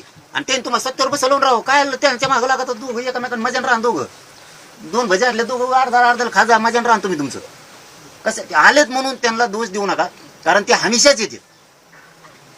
आणि मी एवढ्या कच्च्या कानाचा नाही की कोणाचं ऐकून आंदोलन करा. मला फक्त माझ्या समाजाचं हित दिसतं. नाही, त्याच्यावरती मी बोललोय. म्हटलं आमच्यात आपापसात मिठाचा खडा टाकू नका. कोणीतरी मला विचारला प्रश्न, तो तुम्ही टाकेला नाही मिठाचा खडा मला कुठभर टाकलं तुम्ही. तुम्ही म्हणले तू गेलाच कस काय, ते आलं स्टेशन मध्ये फुल लोड मध्ये नुसतं हागायचंच राहिले ते. तुम्ही पातळ केलं, तुम्ही मिठाचा खडा नाही भलं गोंधळ भर दिलं, फेकून देऊन दुसरं काय टाकलं, दुसऱ्याचा काय घंटा कुठलाय तुम्ही दिलं टाकून, ते आले लोड मध्ये. ते गरीबाचं काम करतात. हे बघा, मला आलेला अनुभव 5-6 मंत्र्यांचा, 7-8-10 मंत्र्यांचा, 5-6 बिने. उदय सामंत साहेबाला तुम्ही नुसतं काम सांगा, तो माणूस म्हणत नाही जाऊन दे तिकडं, तो म्हणणार ते करा बरं. त्याविषयी आलते लातूरला, एका पोरांचं नोकरी लागलं, त्याची व्हॅलिटी रोखली. ते म्हणले कमू रोखेदार तुम्ही येऊ नका, कमून लेकरायचे वाटोळ करता. ते कामं करतात. तुम्ही आत्मविश्वास कमवा, असं एवढंच म्हणणं आहे आमचं तुमच्याकडे. तुम्ही भांडू नका बी म्हणणं नाही, मला ते बी म्हणणं. तुम्ही बी तुमच्या मंत्र्यांनी तुमचे जसे ते बावनकुळे साहेब करते, त्यांना 2-3 कामं सांगितले होते आम्ही समाजाचे. आमचे बाकी कामच नसते. आयला ते म्हणून 4था मिनिट उगून दिलं नाही बा, कमून बळच नाव घेतो, बळच कमून घेईल. तुमचे चंद्रकांत दादा इथून माग करत नव्हते, पण आता चांगलं करतात म्हणल्यावर करतोच म्हणणार ना राव आम्ही. इथून माग करत नव्हते, पण त्या माणसाला फोन लावलं, वैद्यकीय शिक्षणाचं काय जर पोराची अडचण असते तर ते म्हणतात लगेच आत्ता, उद्या नको, पुन्हा ते घोडे लागते मीडिया. म्हणजे रिअल कसं का ना, हे कामं करतात. शंभूराजे देसाई साहेब काम करतात. मी काय त्यांची स्तुती तुमच्या पुढे गायला नाही लागलो, मी काय त्यांच्या पक्षाचा नाहीये. आपण बाप नाही होऊन देणार कोणाला, हे छाती ठोकून सांगतो. माझा समाज बापाच्या भूमिकेत, मी त्याला बापाच्याच भूमिकेत होणार आहे. त्याला कुत्र्यासारखं कोणा दारात उभा नाही करू शकत. मी काय त्यांची स्तुती नाही करायला. ते माणसं येऊन कामं करते आणि ते बिनधास्त करते, ते विचार नाही करत. ते शिंदे साहेब प्रोटोकॉल सोडून येतात. तुम्ही प्रोटोकॉल सोडा ना, काय त्याला गरिबांनी जनतेवर बसवलं, तुम्हाला रोख गादीवर त्या मायाला घुसा लोकात कनाकन, काय अडचण आहे. ते माणूस तिथं आला येशीला, अरे मुख्यमंत्री रे आडवा येत नसतो, प्रोटोकॉल आहे, त्यांची प्रतिष्ठा पती आला आडवा, गरिबाच्या वेदना जाणून घेतल्या. पोळ्याच्या दिवशी जिथं आले अंतरवाली वर गरीब मराठ्यांच्या ते समस्या जाणून घेते, त्यांना अडवू नका पुढे. हा, ते जर लावालावी करत असते तसं जर इनपुट तुम्हाला सापड असलं ना, मीच वाजितो त्यांना. तुम्ही इनपुट द्या, मागं पुढे बघू नका. मी सापच करतो पुरी, नाही केलं तर मनोज जारगेचा शब्द आहे. पुन्हा भेद नाही करणार. फडणवीस साहेब किंवा शिंदे साहेब, अजित दादा अजिबात नाही करणार. ते माणसं कामं करतात, तुमचे पण करतात ना, काही तुमचे पण काही करतात. त्या बावनकुळे साहेबाला 2-4 कामं सांगितले, 4था मिनिटं उगून दिले नाही. आम्हालाच फोनवर इकडे ऐकायला आलं, आत्ता फोन लाव रे, आम्ही फोन कट करायच्या आत. ते बघ काम करतात म्हणलं करणार, आम्ही कमी जळायला लागलो का मग. तुमचे शेलार साहेब बी करतात, 2-3 मागचेही केले. लोकांचे त्या पोलीस भरतीच्या अडचणी होत्या तर त्यांनी पण केले. आता विखे पाटील साहेबांनी ते 75वर आकडा नेला पोरांचा, ते पण करतात. नाही असं नाही ना, नाही केल्यावर भांडतो सुद्धा. तसंच उदय साहेबांच्या मनात काहीच नव्हतं. मी काय त्याची वकिली नाही करायला लागलो, मी काय प्रवक्ता नाही. मी त्यांनाही सोडित नाही, त्यांना सुद्धा घोडे लावले. चुकल्यावर मी सोडत नाही कोणाला, कारण मला माझ्या समाजापेक्षा मोठं कोण नाही, मी कोणाला मानत नाही मानणार सुद्धा. मग समाजाचा आडवा गेला की त्याला आम्ही आमचा झटका दाखवतो. काहीच वाईट नाही केलं राव. ते लोक येतात बस. आजही त्यांचा एक माणूस येणार होता, गोगोले साहेब, त्यांचे आज येणार तो होते. माझ्याशी बोलला. गप्पा मारतो आम्ही बोलले. आणि ते लगेच काम करून घेतो. मी बसल्या बसल्या आता बीडला गेलेत. बसल्या बसल्या काम करून घेतो. त्या दिवशी एक फोन लावला, ते गरीब दलित बांधवांचं काम होतं ते बिचारायचं. अरे म्हणलं ध्यान करून द्या, गरीबाचं घर बसत. तो म्हणले फोन, लगेच दुसऱ्या मिनिटाला केलं त्यांनी, त्या गरीबाचं घर बसलं. मी म्हणतो तुम्ही शिंदे साहेबासारखं मन जिंकला, ते माणूस प्रोटोकॉल सोडतो. मी त्यांची वकिली करायला लागलो नाही, पुन्हा पुन्हा सांगतो. केलेलं केलं म्हणा. जसं तुम्ही हैदराबादचा JR काढला, आम्ही सांगितलं फडणवीस साहेबांनी आणि त्या विखे पाटलांनी हे काम केलं, तसं त्यांनी 58 लाख नोंदी शोधल्याच म्हणलं. मराठ्याच्या मनावर थोडं राज्य करायला लागले, जसं आज 6 दिवसापासून तुम्ही राज्य करायला लागलात. नाही रे, खरं सांगतो म्हणा. मी काय माझ्या पोटात काही नाही पात्र, मी काय राक्षस थोडाच जे आहे ते बोलतो. लोकांना वाटायला लागलं आता मात्र हे माणूस काहीतरी कुठं ना करू शकतो बरं का, मिळू शकतं एखाद्या वेळेस, सगळं थांबलेलं पुन्हा सुरू होऊ शकतं. तसं ते माणसं त्यांनी मनं जिंकलेत. आता तुम्ही किती काही म्हणले तर ते काय मनातून निघणार नाहीत. लोकांचे कामं केल्यामुळे ते प्रोटोकॉल तोडून जातात. आज कालो कुठं कोण कानू बिल्डिंग काय जळलेली, शिंदे साहेब थेट तिथं जसं का डॉक्टर आहे ती. लोकांच्या मनाला भावतं मग ते, जसे तुम्ही भावलात 6 दिवसात. मी तुमची स्तुती करतोय म्हणजे त्याचं कारण सांगतो की हे समाजाच्या लेकरात गेलं. आणि तुम्ही पैसे देऊन माणसं उभा करा, तुम्हाला केव्हा सोडून जाईल माहित नाही, पण मनाने जिंका ते माणूस तुम्हाला मरूच तर सोडू शकत नाही. आणि मी ते मराठी जिंकले, त्यांच्या लेकराला दिलं, मी घेतलं नाही म्हणून मराठी माझ्यापासून हटायला तयार नाही. तुम्ही किती षडयंत्र करा, तुम्ही किती केशी करा, त्यांच्यावर ते भेट नाही. तसे लोक कमवा. तुम्ही एखाद्याला उभा करा आणि त्याला म्हणा तिकीट दिलं तुला, तू आमदार होय, खुश. तो म्हणतो आपल्या जीवनात काहीच करायचं नाही, आमदारच व्हायचं. 2 वर्ष थांबला की ते लोक म्हणून तुम्हाला मंत्री करा कुचे साहेबासारखं, समजा. नाही तर मी चालू दुसऱ्या पक्षात, समजा समजा समजा म्हणालो, समजा. म्हणजे ही सिस्टम असती.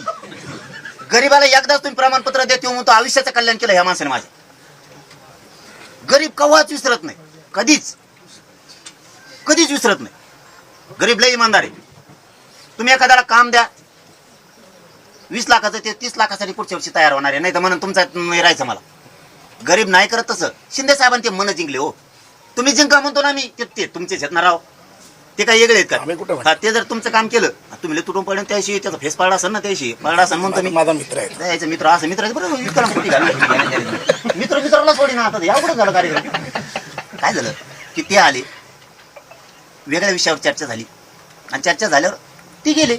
मी त्यांना सांगितलं 17 संस्थांचं तुम्हाला करायचं का नाही. ते म्हणले हा बघ बोलू नको बाबा, मी 17 संस्थांचा त्या JRच्या बाबत सरकारला बोलतो आणि एक MIDCचा मी JR काढतो, म्हणजे त्या बलिदान गेलेले कुटुंबाचं उघडे पडतील. अहो लेकरं मेले हो. मरणं म्हणणं सोपं आहे, मरणं म्हणणं सोपं आहे साहेब. त्या लेकरांनी या मराठ्याला आरक्षण मिळावं म्हणून मेले. ती तुमची बहीण आहे, तिच्या कपाळाला नाही कुंकू राहिलं. करता पुरुष घरातून गेल्यावर ना ज्याच्या त्याच्या वेदना ज्याला त्याला कळतात, कोणी येत नाही. मेलं त्या दिवशी फक्त पाठून हात फिरायला तर कोणी येत नाही पुन्हा. आज सोन्यासारख्या लेकराला बाप दिसत नाहीये. सणवार असले तर आजूबाजूला फटाकडे वाजतात, लोक पुरणपोळी खातात. ते लेकरं म्हणतात बाबा आपले बाबा कुठे राहिलं. काय सांगायचे ते आईने कोपऱ्यात बसून ढसा ढसा रडती वक्सा बक्षी. ती लेकराला नाही सांगू शकत तुझा बाप कुठे गेला. त्यांच्या नोकऱ्यांनी दिरू केला राव तुम्ही. कमीत कमी त्यांच्याबद्दल तरी माया करा. यांच्या घरात नाही करत राहिलं म्हणून कुणी द्या रे नोकऱ्या. त्यांना विशेष बाब कशात करू शकता तुम्ही, आदिसंख्या पद निर्माण कशातही करू शकता तुम्ही. त्या लेकरांनी काय केलं राव तुमचं. ते जातीला आरक्षण मिळावं, जात सुखी व्हावं म्हणून त्यांनी बलिदान गेलं राव. त्यांच्या घरात नाही राहिलं, उन्हाळा झाला त्या घरात. तुम्ही त्यांच्यात तरी राजकारण नका करू. तुम्ही त्याच्यात पण राजकारण करायला. त्यांचे निधी रोखून धरले, त्यांच्या नोकऱ्या रोखून धरले. काय राव त्या लेकरांनी समाजाच्या लेकराचं फक्त हित बघितलं. समाजाचे लेकरं कुठंतरी नोकऱ्याला लागावं. मरणं म्हणणं सोपं आहे, मरणं हे लय अवघड आहे. लय कुटुंब उघड्यावरती पडले. काही काही नाही, एकुलते एक लेकरं होते गेले. तुम्ही त्याच्यात पण राजकारण करा. काय पोलीस तुमचे, काही पोलीस असे हसवतोय.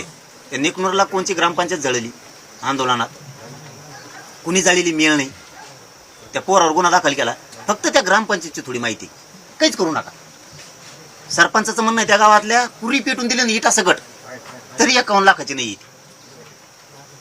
आणि यांनी सांगितलं तिच्यातलं साहित्य कॅम्प्युटर अमकं तमकं 51 लाखाचं जळालं. अशी भारतात कोणती ग्रामपंचायत हो 51 लाखाचं साहित्य तिच्या. मला एखादी दाखवा फक्त. ही ग्रामपंचायत अशी की 51 लाखाचं साहित्य. मी तर म्हणतो सायबरचं सुद्धा नसन एवढं.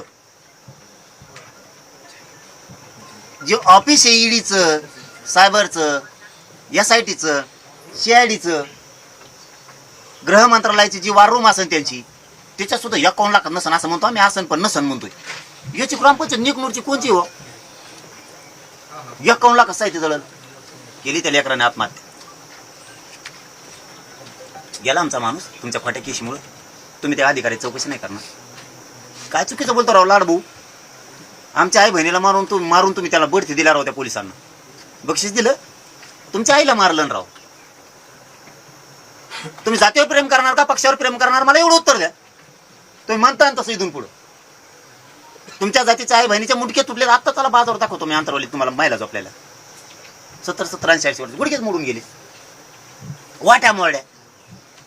पोलिस कुंकडे हाणा लागले राव विटानी काय काय बंदुकीच्या गोळ्या संपल्यावर दस्त्याने गुडघे फोडले. सलामत संघ अंतरवाली त्यांच्यावर 307. आमची काय केस का नाही घेतली, कमून नाही घेतली. करा की न्याय करा राव तुम्ही.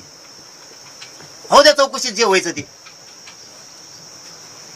नाही चालतात त्या बहिणीला मी दाखवून देतो तुम्हाला. काहीचे छेरे आणखी निदच आहेत निघाणात ते.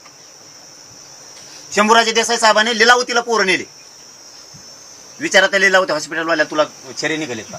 कारण ते इकडून गोळे घुसली ती सरकत इथं गेली. सरकत डॉक्टर म्हणले हे किचकट झाले. कारण त्या गोळीला माणसाने आता याडा टाकलाय आणि ते निबार झाले. ते जर केलं तर जीव जाण्याची शक्यता आहे. आता असंच राहू दे. पाणी होईल त्याचं. सांगा मला छर्याच्या गोळीचं पाणी होईल? देशात छर्या मारायचं परवानगी सरकारनं आहे. केंद्रीय गृह मंत्रालयाकडं, राज्याच्या गृह मंत्रालयाकडं छर्या मारायचं परवानगी आहे. त्यांना तुम्ही बढती दिली 8व्या दिवशी. तुम्ही तिथं तर मराठीचं मन जिंकायचं. आमच्या आई बहिणीवर हात उचलला ना, चला हे पुरे बडतर्फ. पोलिसाची कमतरता होती. त्यांच्यापेक्षा भारी पोलीस यंत्रणा नाही आहे तुमचं. भाजपमध्ये पक्षाला डॅमेज देणारच असावा. तुमच्यासारखे निबार नाही आहेत का? डॅमेज बसणारेच पाहिजे तुम्हाला. तसं डॅमेज बसवणारे पोलीस अधिकारी का सांभाळायला लागले तुम्ही? सगळ्याला बढत्या दिला टोटल. आणि 307 आमच्यावर घ्या मार आम्ही खाल्ली. कसं कसं कसं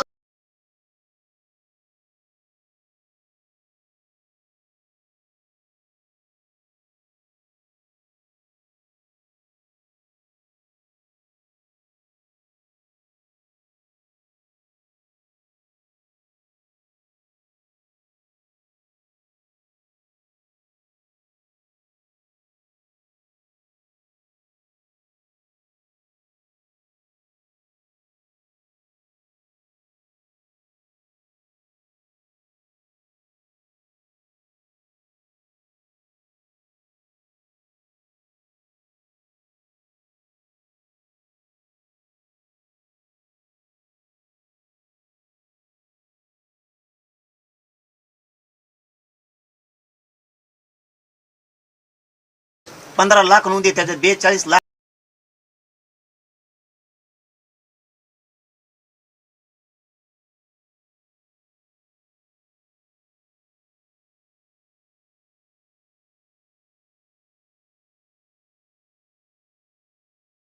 आणि आपण फुगायचं. लोक गेले पुढं मोठमोठ्या जागा अडकल्या, मोठमोठ्या नोकऱ्या घेतल्या, मोठमोठ्या जागेवर जाऊन बसले.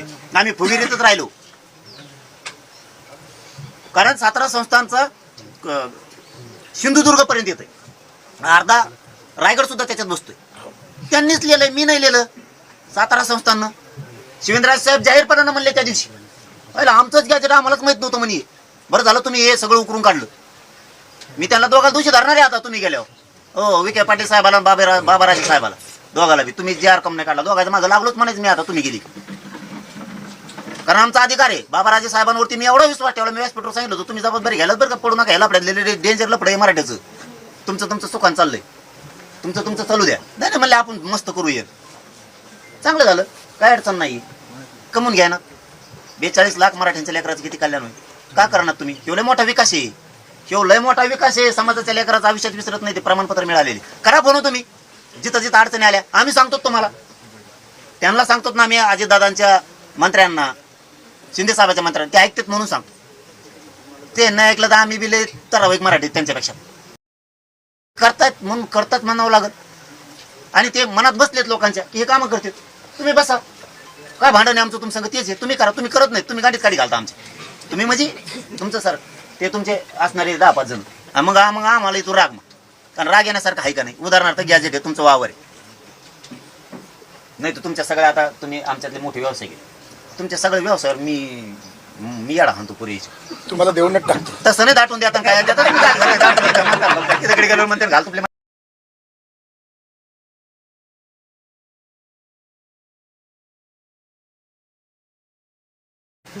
नाही सोडू शकत कोणी. जेवते ज्याच्या त्याच्या क्षमतेवर पुढे गेलेला असतो, जेवते त्याची कुवत असते, कर्तृत्व असते. तसं आमचं गॅजेट आहे. तुम्ही देतच नाहीयेत, कमून नाही भांडायचं तुम्हाला, तुम्ही करतच नाहीयेत. आम्ही आता निर्णय दिला ना तुम्हाला की आमचा 7-12 आहे, कमून वावर द्या ना तुम्ही आमचा, आम्हाला कमून मारता आमचे लेखन. सातारा संस्थांचं गॅजेटियरचा GR तुम्ही काढत नाही. काय चुकीचं बोलतोय आम्ही तुम्हाला. हैदराबादचा काढला, प्रमाणपत्र द्या म्हणतो. काय चुकीचं आहे, काय चुकीचं आहे. केसेस तुम्हीच मागं घेईन म्हणले होते, विचारा विखे पाटील साहेबाला. हा, तुमचं एक स्टेटमेंट माध्यमात आलं, तुम्ही म्हणले ते विखे पाटलाला बोलतच नाही. विखे पाटलाचा फेस पाडाय सांगू आम्ही. तुम्ही एकदा विचारा हे खरं आहे. जर तुम्हाला खोटं बोललो ना शब्दात, जिंदगीत माझं तोंडावर नाव घेऊ नका. जिंदगी नाही ते येणार होते, ते मला माझ्याबरोबर पण येणार होते, पण मी म्हटलं मला वैयक्तिक बोलवलंय, मी जाऊन येतो. नाही तसं नाही म्हणत मी. तुम्ही म्हणले समजा तुम्ही विखे पाटील साहेबाला बोलले का? पाटील साहेब एवढे तुमच्याबद्दल पॉझिटिव्ह आहेत साहेब. तुम्हाला इव्हन समिती म्हणून ते अतिशय चांगलं काम करतात. हे बघा, पण ते मला आता पण बोलले होते की मी तुमच्याबरोबर येऊ शकतो. मी म्हटलं नाही, मी दादाकडे एकटा होतो. लाड दादा बरोबर आहे, मी तुझ्याशी मला ओळखलं फक्त देवेंद्र फडणवीस साहेबांनीच. मी पहिले शब्द काढायला लागलो मीडियावर. माझ्यावर प्रेम करून काही उपयोग नाही. मी समाजावर प्रेम करतो. आणि मै नसत्यांना कळाली फक्त फडणवीस साहेबाला. ते त्यांच्यात गप्पा आणते, त्यांच्या मित्र तुम्ही त्याला 4थी 5 ते समजे त्यांचे लोक सांगत आहेत. मला माहित नसतं, परत सांगत, मी नाव नाही सांगत. त्यांचे सांगत मला असे गप्पा झाल्या आज. सगळे का तुमच्या थोडे असतात, आज थोडंच असते. हो, असं नसतं. माझ्यावर प्रेम करणार आहेत ना, मी त्यांच्या लेकरा बाळासाठी झटतोय. आता भाजपमधले मराठी त्यांच्या लेकरासाठी झटतोय. ते जरी दाटमुटी तुमच्या कोण असले तर मनातून म्हणतात ना, मायला आपल्या जातीसाठी लढत आहे रे. काय बोलायचं त्याला. 4-2 ज्याला आमदार व्हायचं समजा, ते हाणते माझ्या विरोधात शेंगा झालं की ते बसत आहे पुन्हा. पण रिअल हे खेड्यापाड्यातलं हे रिअल. मी भाजपच्या मराठीच्या लेखी बाळीसाठी लढतोय, काँग्रेस शिवसेनेच्याही लेकराच्या लेखी बाळीसाठी लढतोय. ते काय करणार आहे, ते किती मी हुशार आहे त्यांना माहीत. आणि मी माझी स्तुती नाही करत. मी कायदा सोडून बोलत नाही, फक्त शब्द खेड्यातले. मी तुम्हाला गायकवाड कमिशन पासून मंडल कमिशन पर्यंत सांगितलंय. आम्ही सरसकट मराठी कशी हे सांगितलंय. व्यवसायावर आधारित जर बागवानाला दिले गेले, त्याचा व्यवसाय शेती आहे, बागायती करतोय म्हणून त्याला दिलंय. माळी समाज बागायती आहे म्हणून करतोय.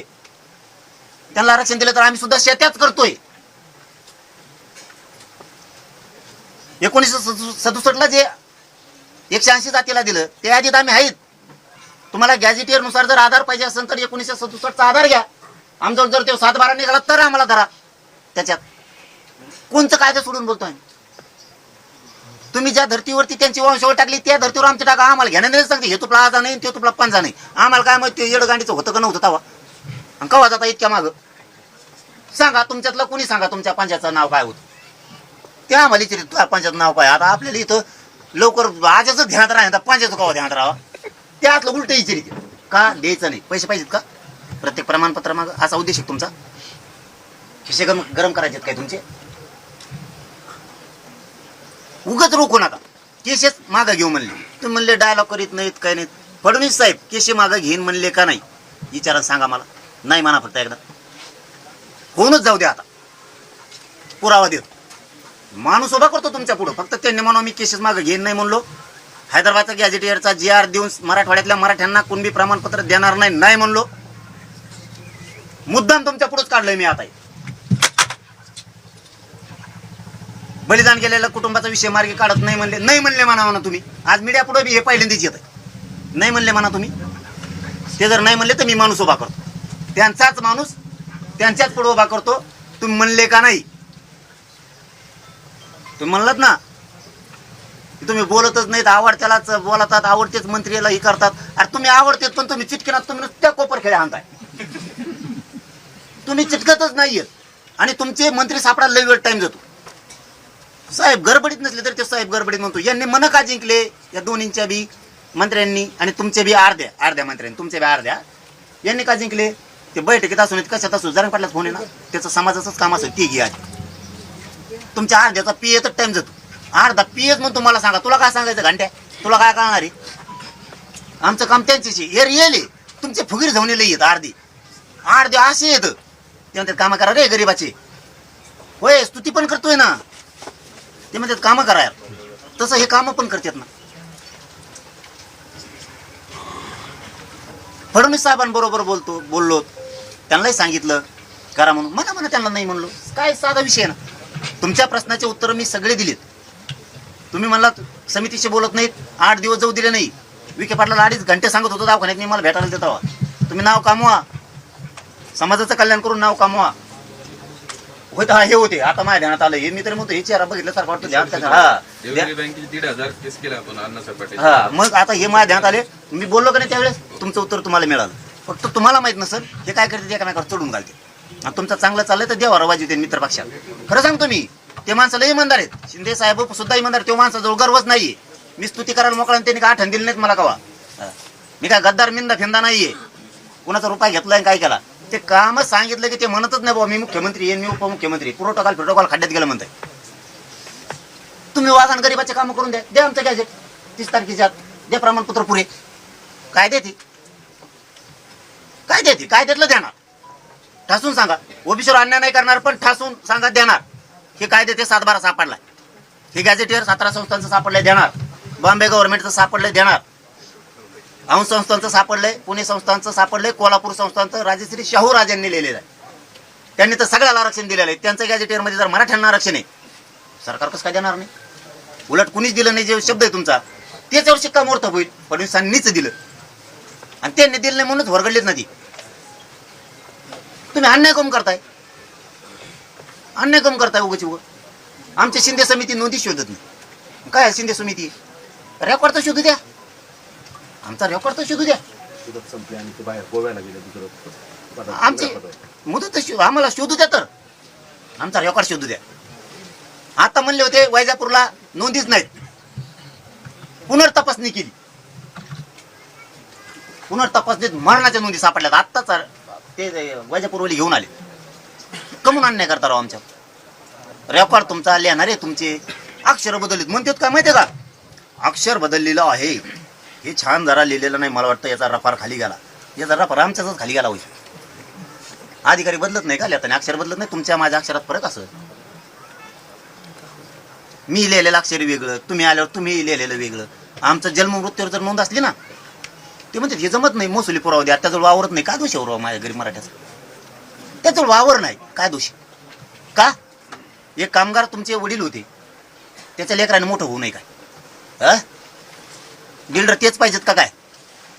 एक गरीबाच्या रिक्षा चालकाने शिंदे साहेबांनी मोठं होऊ नये काय? तुमचे जर मिल कामगार वडील होते का नामवंत तुम्ही होऊ नये काय? पातक केलंय का? पाप केलंय का आम्ही मोठं व्हायचं? तुम्ही मोठे झालात पाप आहे का? त्याचे जन्म मृत्यूवर नोंद आहे कुणबी म्हणून. ते म्हणतात वावरत आहे, त्याजवळ वावरत नाही. लोक ते काम करतो, त्याची काय चुकी? का द्यायचं नाही? फसलीवरती असलं नाही द्यायचं म्हणतात, महसुली पुरावा द्या. वावरत नाही, कुठून देतो? ते शेतमजूर आहे.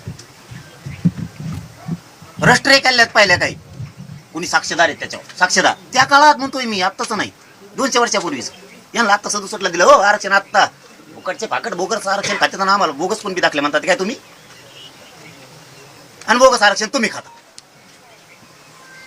नुसती शिफारस केली मंडळी, ह्या जाती आरक्षणात घाला. झालं बोगस नाही तर काय? आमची नोंद सापडून आम्हाला बोगस म्हणता. वावर नाही, काय नाही तुमचं, तरी आमचं अतिक्रमण खाता. आता द्यायचं जीवावर आलं म्हणून आमचंही म्हणता. ही कोणती सिस्टम भाऊ तुमची? आता जवळ वावर नाही, राष्ट्रीय रोज एखाद्या साक्षीदारी कुणबी लिहिलेले त्यावेळेस पुरावा येणार राव तुमचा तेव बी नाही. आता तुम्ही सरकार शोधायला लागलात म्हणून आमचे पुरावे सापडायला लागले. उलट आमचं धन आम्हाला सापडलं तुम्ही द्यायला पाहिजे. तुम्ही का रोखता? ईडब्ल्यूएस मधल्या पोरांच्या नियुक्त्या करून द्या ना तुम्ही. निवड झालेला असून काय वाटलं केलं त्यांनी? त्याला लेकरांनी तुमचं. आता ओपन मधून इथं PSI आले ते पोर कमून द्या ना नियुक्त्या. तुम्ही काय केलं माझ्या मराठ्याच्या पोरांनी? तुम्हाला कशामुळे रोखले तुम्ही? आता 23च्या निवडी आहेत त्यांच्या. हे पोर गए PSI झाला, नाही द्यायची नियुक्ती. कमून बाबा आपलं लेकरू अधिकारी नाही व्हायचं? तुमच्याच पाहिजेत हमेशा. माझ्या लेकरांनी अधिकारी व्हावं. त्याच्या बापाने स्वप्न बघितलं माझ्या दारात लेकराला लाल देवा आला. नाही का शानमध्ये जागायचं त्यांनी? नाही म्हणायचं. तुम्हीच का हमेशा वाल भरतीवर झालेले? आमच्या मागचं सगळ्या टेस्ट परीक्षा तुम्ही कॉल भरतीवर झाली, भरती झाला अधिकारी, वा. आमच्याला टेस्ट दी, पळ, लय पळाला नाही तर छातीत गुतला, छातीत नाही गुतला म्हणजे मुंडकच कमी आलं, केसच वर आले, वजनच भरलं नाही, मग 7-8 केळं खाऊनी मग वजन भरलं. हे आम्हाला आणि तुमची कॉल भरती, वा. ह्या राज्यात आम्हाला मराठ्यांना घेऊन आहे तरी आम्ही बोलायचं नाही. काय पाप केलं त्याच्या बापाकडून पैसे आले नसते? आज पोरग भरती झालं, फाशी घ्यायची त्याला पोरांनी 11 जणांनी. त्या एसीबीसी तुम्ही दिलं, एसीबीसीतून पोरं गेले, हे पोरं ओपन मधून गेले. कमून नाही घ्यायचं त्यांना तुम्हाला? आता ईडब्ल्यूचं उपोषण तिथं चालू आहे. आता बावनकुळे साहेबांनी त्यांना बोलून घेतलंय की मी मार्गी काढतो म्हणे, त्यांच्या आधी संख्या पद निर्माण करून काहीतरी. तुम्ही करा नाही. बावनकुळेंचं नाव घेतो आम्ही, तुमचं घेऊन तुमच्या कोणत्या पक्षात घेतलं? म्हणजे फडणवीस साहेबांच घेतलं ना. हे लघु लेखक बोलेत, टंक लेखक, यांची भाषा यालाच कळते. तेवढेच लोक आहेत तुमजवळ, सरकारजवळ तेवढेच लोक आहेत. मृत घोषित कम केले मराठीचे म्हणून. काय राव तुम्ही परत मला म्हणता चिडता? काय काय उलट घरानं सांग करू कोणापाशी? माझ्या समाजाच्या वेदना मी मांडू कोणापाशी? सांगा तुम्ही. नाही का वाले आम्हाला कोणी? नाही बोलायचं का? मराठ्यांनी तोंडाला कुलप लावून बसायचं, वाटोळ करून घ्यायचं का? गेल्या आमच्या सगळ्या प्रॉपर्ट्या असं करू. गेलं आमचं भविष्य, आमचा बॅकलॉग कोण भरून काढणार? जर आमची 50 वर्षाची नोंद निघाली तर 5 पिढ्याची नोंद निघाली आमची. आमचं नुकसान 5 पिढ्याचं भरून देणार कोण? जर आमची 50 वर्षाची नोंद निघाली त्याचा अर्थ असा होतो 50 वर्षापूर्वी आम्हाला आरक्षण होतं, आज माझे लेकरं घराघरातून नोकऱ्या राहिले असते. तुमच्या दोघांच्या भानगडीत, 75 वर्षाच्या काँग्रेस आणि भाजप यांच्या दोघांच्या भानगडीत माझ्या समाजाचं वाटोळं केलं. काय केलं माझ्या लेकरांनी? 50 वर्षाची नोंद होती याचा अर्थ आम्हाला आरक्षण होतं. कोण बॅकलॉग भरून काढणार आमचा? काय केलं ते ईडब्ल्यूच्या लेकरांनी? एसीबीचे आरक्षण तुम्ही दिलं. विद्युत मधले 2014चे PSI तसेच पडले, लग्न झालं नाही. एक PSI DYSP माझ्याकडे अमरावतीत आला होता, माझी निवड झाली म्हणला, फक्त नियुक्ती दिली जायची. पुऱ्या गावात मिरवणूक काढली, अख्खे गाव जमले. गरीबाचा पोरग DYSP झाल्यामुळे अख्खे गाव शेजारचे जमले. 13,000 लोक मिरवणुकीला आले, गाव गुलालाने भरलं. 15 दिवसांनी मग जमलं म्हणे. मोठ्या घरची पोरगी मिळाली, सासऱ्याने हुंडा बी रेटून दिला. खुश झालं ते, पोरगी चांगली मिळाली, हुंडा मिळाला. पण सासराचं आबऱ्या जावण्याचं होतं. सासरा म्हणला तू जेव्हा ती टोपी घालून येशील तेव्हा लग्न करू. आता बोध त्याच्या डोक्याला टोपी लागली नाही, लग्नच मोड. सासरा म्हणला जेव्हा तू अधिकारी होशील त्यामुळे दिलेली मी पोरगी. घरच्याचं लग्न व्हाय ना, आणि तुमची नोकरीही नाही. गावात जात नाही म्हणे मी, 6 वर्ष झालं म्हणे गावात जात नाही, मिरवणूक घेऊन गावात गेलो. कसं जाऊ? हे खोटं नाही साहेब, हे तळमळे माझ्या समाजाच्या लेकराची. रडते तांतरवाली जीव. त्यांना वाट नाही ठेवली तुम्ही मन मोकळं करायला. कुणी तुमच्या काँग्रेस, भाजप, शिवसेना, राष्ट्रवादींनी माझ्या गरीब मराठ्यांना वाट नाही ठेवली. तुम्ही फक्त तुमचं बघितलं आणि आम्हाला तुमच्यात वाटलं की तुम्ही बघणारे नाहीत, माझ्या जातीचं कल्याण होत आहे म्हणून मी 100% फडणवीस साहेबाला करायला म्हणून तुम्हाला बोलिलं. आम्हाला वाटलं ह्या माणसात काहीतरी बोलण्यात आत्मविश्वास आहे. कोण नाही आम्हाला, आमच्या वेदना कोणी ऐकून घेत नाही, कोणाला टाइम नाही. काय केलं ह्या लेकरांनी? एसीबीसीचे पोरं तसेच पडून येत, ईडब्ल्यूचं तसेच पडून येत. काय अडचण आहे तुम्हाला अधिसंख्या पद निर्माण करायला? त्यांचं काय चुकी? निवड तर झाली. तो सगळ्यात परीक्षेत तुमचा उत्तीर्ण झालाय, तुम्हाला अडचणच काय बो? नियमात सगळ्या अटी पूर्ण केल्यात म्हणून सारथीत 80,000 पोरं गेलेत. कमून बाबा शिष्यवृत्तीसाठी वाटलो करता त्याचं? तुम्ही आधीच म्हणायला पाहिजे होतं आम्ही नाही 1 रुपया देणार नाही. त्याच्या बापाने सारथी मार्फत टाकलं नसतं, त्याचा जेवढा दम आहे तेवढे पैसे भरले असते, फक्त सोडून दिला असता विषय. मुलीला मोफत शिक्षण केलं, कित्येक तरी शाळेत पोरींच्या फीसाठी तसंच लट केलं. कमून हसन मुश्रीफ साहेबाला फोन केला की तेवढं सुटत आहे, फक्त एकच. आमच्या इथं धनगर समाजाच्या बीडला सभापती आहेत पहिले, पण राजकारणात टेकन फेकन नसं लागलं तर गळून गेलेले आहेत. त्यांच्या पोरीचं MBBS ला ऍडमिशन आहे, पैसेच नाहीत भरायला. 20-20 लाख रुपये लागते तिथं. 80 लाख रुपये पुरं होस्तर लागते, 1 कोटी रुपये कुठे आहेत? म्हणलं मुलीला मग शिक्षण केलं, ते माझ्याकडे आले. मुश्रीफ साहेबांनी सांगितलं तेव्हा त्यांचे पैसे भरलेले माघारी दिले. कमवून तुम्ही आमच्या नरडीचं घोट घेताय उगाच उगत. दिलं ते द्या हेच म्हणणं आहे आमचं. एक्स्ट्रा देऊ नका. नाही तर लोकांना आशा लागली. आता लोकांना आशा लागली हे आम्ही देणार. लोक वाट बघत आहेत. आणि नाही दिलं की ती असंतोष ती खतखत निर्माण होती. बोलत नाही साहेब कोणी तुम्हाला. उदाहरण म्हणून सांगतो तुम्हाला. तुमचं जर एखादं 10 एकर जमीन असेल, तुमच्याबद्दल नाही, एक उदाहरण म्हणून राज्यासाठी सांगतोय. 10 एकर जर जमीन असेल ना आणि त्याच्या आजूबाजूला जर तुम्ही 100-200 एकर जमीन घेतली, तुम्ही सगळ्या दुनियाला सांगताय ही आपली आहे जमीन सगळी. पण तुमच्या डोक्यात हे नाहीये, तुमच्या डोक्यात हे नाहीये की त्यांनी मनाने नाही तुम्हाला दिली, मजबुरीने बी नाही दिली, तुम्ही दादागिरीने घेतली. किंवा असंतोष खतखत त्याच्या मनात आहे, पण तुम्ही दादा आहेत. त्याचं काहीच चाला ना म्हणून तो काही बोला ना, पण खतखत आहे. याने आपली बळच घेतली. जमीन कशी द्यावा, मला अडी अडचण आहे, मला गरज आहे, माझी जमीन तुम्ही घ्या शेजारची, त्याच्यात खुशी असते. ही खतखत राज्यात खूप मोठी व्हायला लागली. तुम्ही द्यायचं म्हणू नका. नाही तर एखाद्याला द्यायचं म्हणू नका. तुम्ही जर सारथी दिली, योजना दिला ना, बंद नका करू. आता द्या, आता राहू द्या. समाजाची खतखत येणार नाही. वाढू नका, पण आहेत त्या बंद नका करू. EWS दिलं, त्यातून निवडी झाल्यात ना, तेवढे पोरं घ्या. पुन्हा सांगून ठेवा त्यांना, म्हणजे ते त्यात भानगडीत पडणार नाही. तुम्ही म्हणता आम्ही घेऊ. असे कित्येक बी आहेत. स्वयंरोजगाराचा तोच विषय. हे तुमचेच लोक आहेत. तुम्ही मन जे केले तर तुमचेच होती. 28,000 लोक आहेत, ते थोडे नाहीत. समांतर आरक्षणावाले तेच आहेत. त्यांचे तसेच लटकून ठेवलेत. ते चांगले साताऱ्याचे पोरं घाल ते येडे नुसते.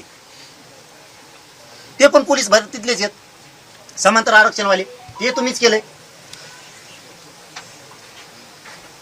आम्ही काय करावं, काय चुकीचं करतोय? तुम्ही आम्हाला दोष सांगा. तुम्ही मराठ्यासाठी भांडू नको.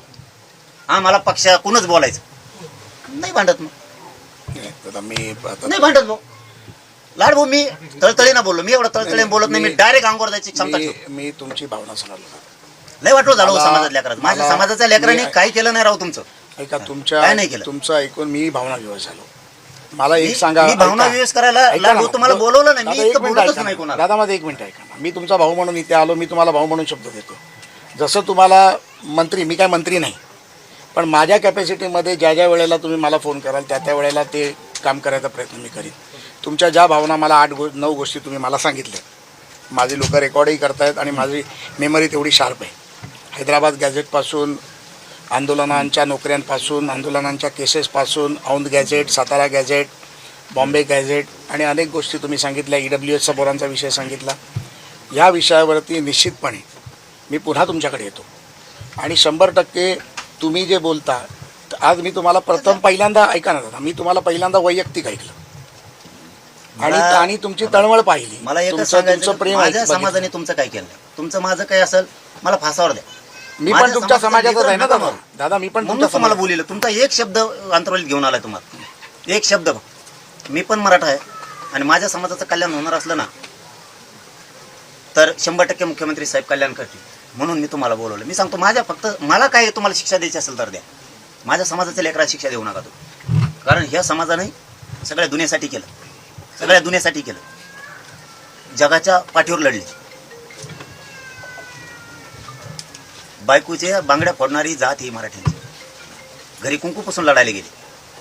त्या समाजावर संकट नका उभा करू. त्या माझ्या समाजाला त्याचा वाटोळा करण्याचा तुम्हाला कोणाला अधिकार नाही. तुमचं माझं काय असेल तुम्हाला फासावर चढवा. माझ्या समाजाच्या लेकरात वाटोळा करू नका. आईबाप इतके झिजलेत लेकरं मोठं करण्यासाठी. तिने ना कधी चप्पल घातली, ना कधी छत्री डोक्यावर घेतली. ऊन असू, वारा असू, गुड घेतलेल्या चिखलात काम केलं. स्वप्न बघत होता काम करताना माझं लेकरू अधिकारी होईल, त्याशी मला सुखाचा दिवस उभा नाही झालं. माझ्या समाजाचं लेकरू नाही अधिकारी होऊ दिलं. माझ्या समाजावर जळणाऱ्याची संख्या प्रचंड आहे. मी समाजावर आतोनात प्रेम करणार आहे म्हणून लढतो. माझ्या कुटुंबाला नाही बापाला सुद्धा सांगितलेलं आहे, तुम्हाला 4 लेकर आहेत, आजपासून 3 धरा. मी समाजासाठी मरायचं ठरवलं तर मी मागे सरकणार नाही. आणि मी त्याच द्वेषानं मी लढतो. मी नाही हटलो. मी ना कधी पैशासाठी भीक मागितली, ना मी कधी पदासाठी भीक मागितली. मी अर्पण या समाजाच्या पायावरती जीव केला. बापाला सांगितलं, नाहीला पण बोलून घेऊन सांगितलं, तुम्हाला 4 मुलं आहेत, समजून चला. जगलो तर तुमचाच आहे, पण जर गेलोच या समाजासाठी लढताना अजिबात कोण रडायचा.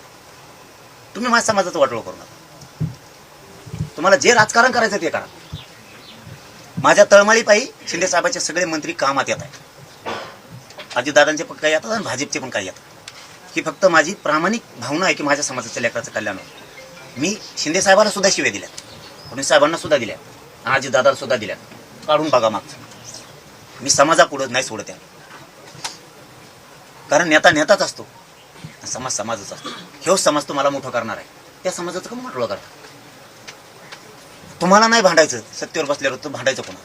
आम्हीच बसवणार त्यांना आणि भांडणार पण आम्हीच त्यांना. या भूमिकेत मी चालतो. माझ्या समाजाचं लेकराचं नका विनाकारण वाटलं. काय नाही राहिलं समाजजवळ, माझ्या लय हालेत. माझ्या समाजाजवळ काही नाही राहिलं. होता तोवर दानसूरपणानं दिलं, आणि ज्याला दिलं त्याचे दिवस आले तर आता तो काहीतरी परत फेल करीन असं वाटलं. ते डायरेक्ट सांगतो, मराठ्यांना आरक्षण नाही द्यायचं. तेव शेव समाज आहे, तेव शेव समाज. माझ्या समाजानं यांच्यासाठी ढाल केली. कुणीतरी यांना शिव्या दिल्या तर माझ्या समाजाने शत्रुत्व घेतलं यांच्यासाठी अंगावरती. चाल बोलायचं नाही त्याला. मग आज ज्या समाजाच्या लेकरावरती वेळ आली ना, डायरेक्ट मोर्चे सुरू आहे. आधी संतोष देशमुखाचा खून झाला, ती खटला सुरू करणार राहू तुम्ही. साधा ती खटला सुरू करत नाहीयेत तुम्ही. अरे आरोपी आहे ना, रोज ती एक जामीन टाकीत आहे म्हणून तुम्ही पुढे चालले. जामीनचा त्याचा जीव निकाल लागेल ते लागेल, केस सुरू करून घ्या ना तुम्ही. केस सुरू करून घ्या ना. ती त्यांना पळवाटा माहिती आहे, ती अति हुशार आहेत म्हणून ते आतून खोड करतायत काही काहीतरी प्रत्येक वेळेस. अरे ते काय म्हणणं आहे, तुम्ही मागितलं काय, आमची माहिती मिळाली, आम्ही त्या खुनात आहेत, याचे काय पुरावेत? पेनड्रॉय मध्ये दिले ना न्यायाधीशाने. पेनड्रॉय मधले आणि लॅपटॉप मधले एकच आहेत का हे सांगा. गेली तारीख पुढं. काय आरोपी, काय केस चालवायले सरकार? लॅपटॉप मध्ये तेच पेनड्रॉय मध्ये टाकून दिलं तुला. न्यायाधीशांना उत्तर. उलट प्रश्न, पेनड्रॉय मध्ये दिलेले जे पुरावे ते लॅपटॉप मध्ये आहेत का? मग कुठून दिलेत त्यांनी? गेली तारीख पुढं. हे प्युअर क्रिमिनल माइंडचे. यांना कसे खुन करायचे, कसे अपहरण करायचे, कसे खंडण्या गोळा करायच्या, हे पूर्ण अभ्यास करून त्या तत्वातून चालत. त्यावेळेस फडणवीस साहेबाला मानलं आम्ही जाहीर मीडियात. फडणवीस साहेबांनी त्यांना जेलमध्ये पोचलं. केस सुरू करून घ्या. महादेव मुंडेला न्याय दिला असेल तर फडणवीस साहेबांनी त्याच वेळेस सांगितलं, भांडायचं नाही ज्या होत नाहीत त्या गोष्टीवरती. माया पण करायची झाल्यावर भांडायचं पण नाही. नाही केसचा तपास लागला, त्या पुनर्तपास करू म्हणलेत. कोपर्डीचे आरोपी आत मारायला लागलेत पण त्याला फाशी द्यायला. धाक बसल हो. चीड तुमच्याविषयी कशात निर्माण व्हायला लागली त्याचा ताबडतोब बंदोबस्त करा ना. हे म्हणणं आहे आमचं. तुम्ही करत नाही म्हणून आम्ही धडाधडा बोलायला लागलो. कशाला 2-2 वर्षाच्या पोरीवरती बलात्कार? मालेगावला झाला, पुण्यात झाला.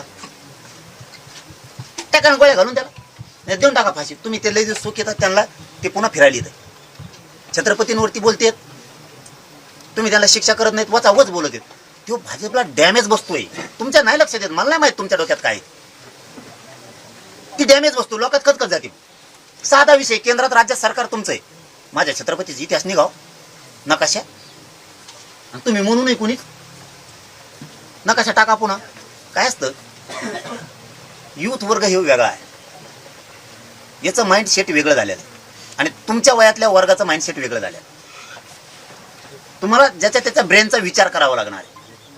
तुमच्या लेवलच्या लोकांचं ब्रेन कोणत्या पद्धतीने चालतंय, तरुण पोरांचं ब्रेन कोणत्या पद्धतीने चाललंय. तुम्ही ज्याचं ब्रेन वॉश केलंय ते तुमच्या पद्धतीने चाललाय, पण ज्याला ब्रेन वॉश करायची इच्छाच नाहीये तो असंतोष डोक्यात घेऊन बसलाय तुमच्याविषयी. कारण हे झालेले प्रकरण तुम्ही निपटारा ना. ते मी तर आता भाजपचा एखादा वकील असल्यावर खेळ झाला, आता प्रवक्ता असल्यावर. तुम्ही निपटारा आहे, हे रिअल आहे. हे निपटारा लोक माया करतील ना. शेतकऱ्याला कर्जमाफी करेन म्हणले करून टाकायचं. तुम्ही जे धोपटेचा शेतकरी मरण झाले त्या परभणीला, ते शक्तीपीठ महामार्गाव. मी बावनकुळे साहेबाला फोन लावला, म्हणलं हे बदलावर हे लफडं, ही रोज चांगला नाही. त्या माणसाने 2 दिवसात शक्तीपीठ महामार्गच बदलून टाका. बदलेलाच म्हणतो ना मी. मग लोकांचे काय काम आहे ते निपटून टाका ना. माझ्या करा राजकारणात तुम्ही करत नाहीये. तुम्ही काय केलंय, त्यांचं काहीतरी ऐकायचं आणि मराठीवर चेतायचं. मराठीच वाटलं का म्हणून? मग मराठ्यानं काय केलं? मराठ्याचं हैदराबाद गॅजेट आहे एक, मराठ्यांचं 58 लाख नोंदी आहेत, त्याच्यात 2-3 कोटी आरक्षणाचं. तुम्ही 58 लाखाचं ताबडतोब प्रमाणपत्र द्यायचे आदेश काढा उद्या सकाळी. 58 लाखातलं मला एक बे प्रमाणपत्र राहिलेलं पाहिजे नाही, काढा उद्या सकाळी आदेश. नाही करत आंदोलन. तुम्ही म्हणले ना आंदोलन थांबवायला लावलोय मी. 58 उद्या सकाळी आदेश काढा. एकाही अधिकाऱ्यानं 58 लाख नोंदी सरकारनं शोधल्या, त्याचं प्रमाणपत्र राखा कामा नाही. देऊन टाका पुरे.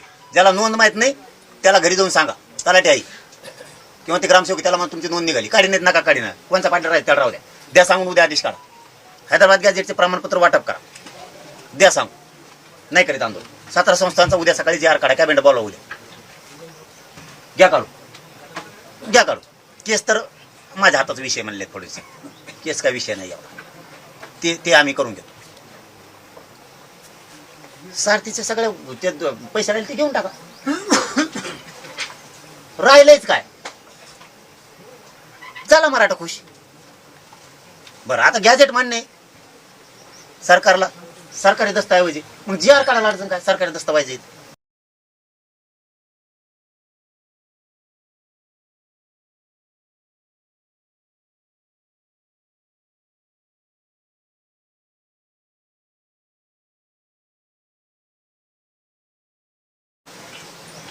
कवर म्हणतो कारण ते खोडीच असतात काही काही. एखादा पुढे बी गेला त्याच्या हाताने असतं का, आता त्याच्या हाताने का मी म्हणजे तू संपला ना एवढं गांडीची आहे, ते गेला पुढे तो आहे. तसं हे तुम्हाला मान्य आहे ना, तुम्हाला गॅजेट सरकारी दस्तावेज मान्य आहे ना, काढा ना जी आर. काय भेद संबंध आहे कोणाला. बलिदान केलेल्या कुटुंबाला नोकऱ्या द्यायच्यात MIDC आणि वितरणमध्ये. जी आर काढायला किती वेळ लागतो राव. आणि केलंच मोठं म्हणतो मी, तर विशेष बाब करून टाका नाही का स्वतःच घेऊन. कशाला एक एक एक एक दमाने आहेत तेवढे लेकरं गमावलेत समाजाच्या हितासाठी. काढा उद्या. तुम्हाला 28 तारीख फायनल. 28 तारखेचा आत करून द्या. 28 तारखेला करून द्या. खायला जर शब्दाच्या पुढे गेलो तर पहिल्यांदा शब्द वापरायला बेत फरक आला. काय करायचं मला द्वेषण फीस करून, मला नाही करायचं स्टंट राजकारण फाजकारण. दिलेलं दिलंच म्हणणार. हैदराबाद गॅजेट फडणवीस साहेबांनी विखे पाटलांनी काढलं, मी त्या उपसमितीला दोष देणार आहे. हो त्यांनी काढलं आणि त्याला पुढं ते कडील न्यायचंय. मराठीची फसवणूक नाही करायची. विखे पाटलांनी आणि आमच्या शिवेंद्रराज साहेबांनी त्यांनी ते कडीलाच न्यायचं.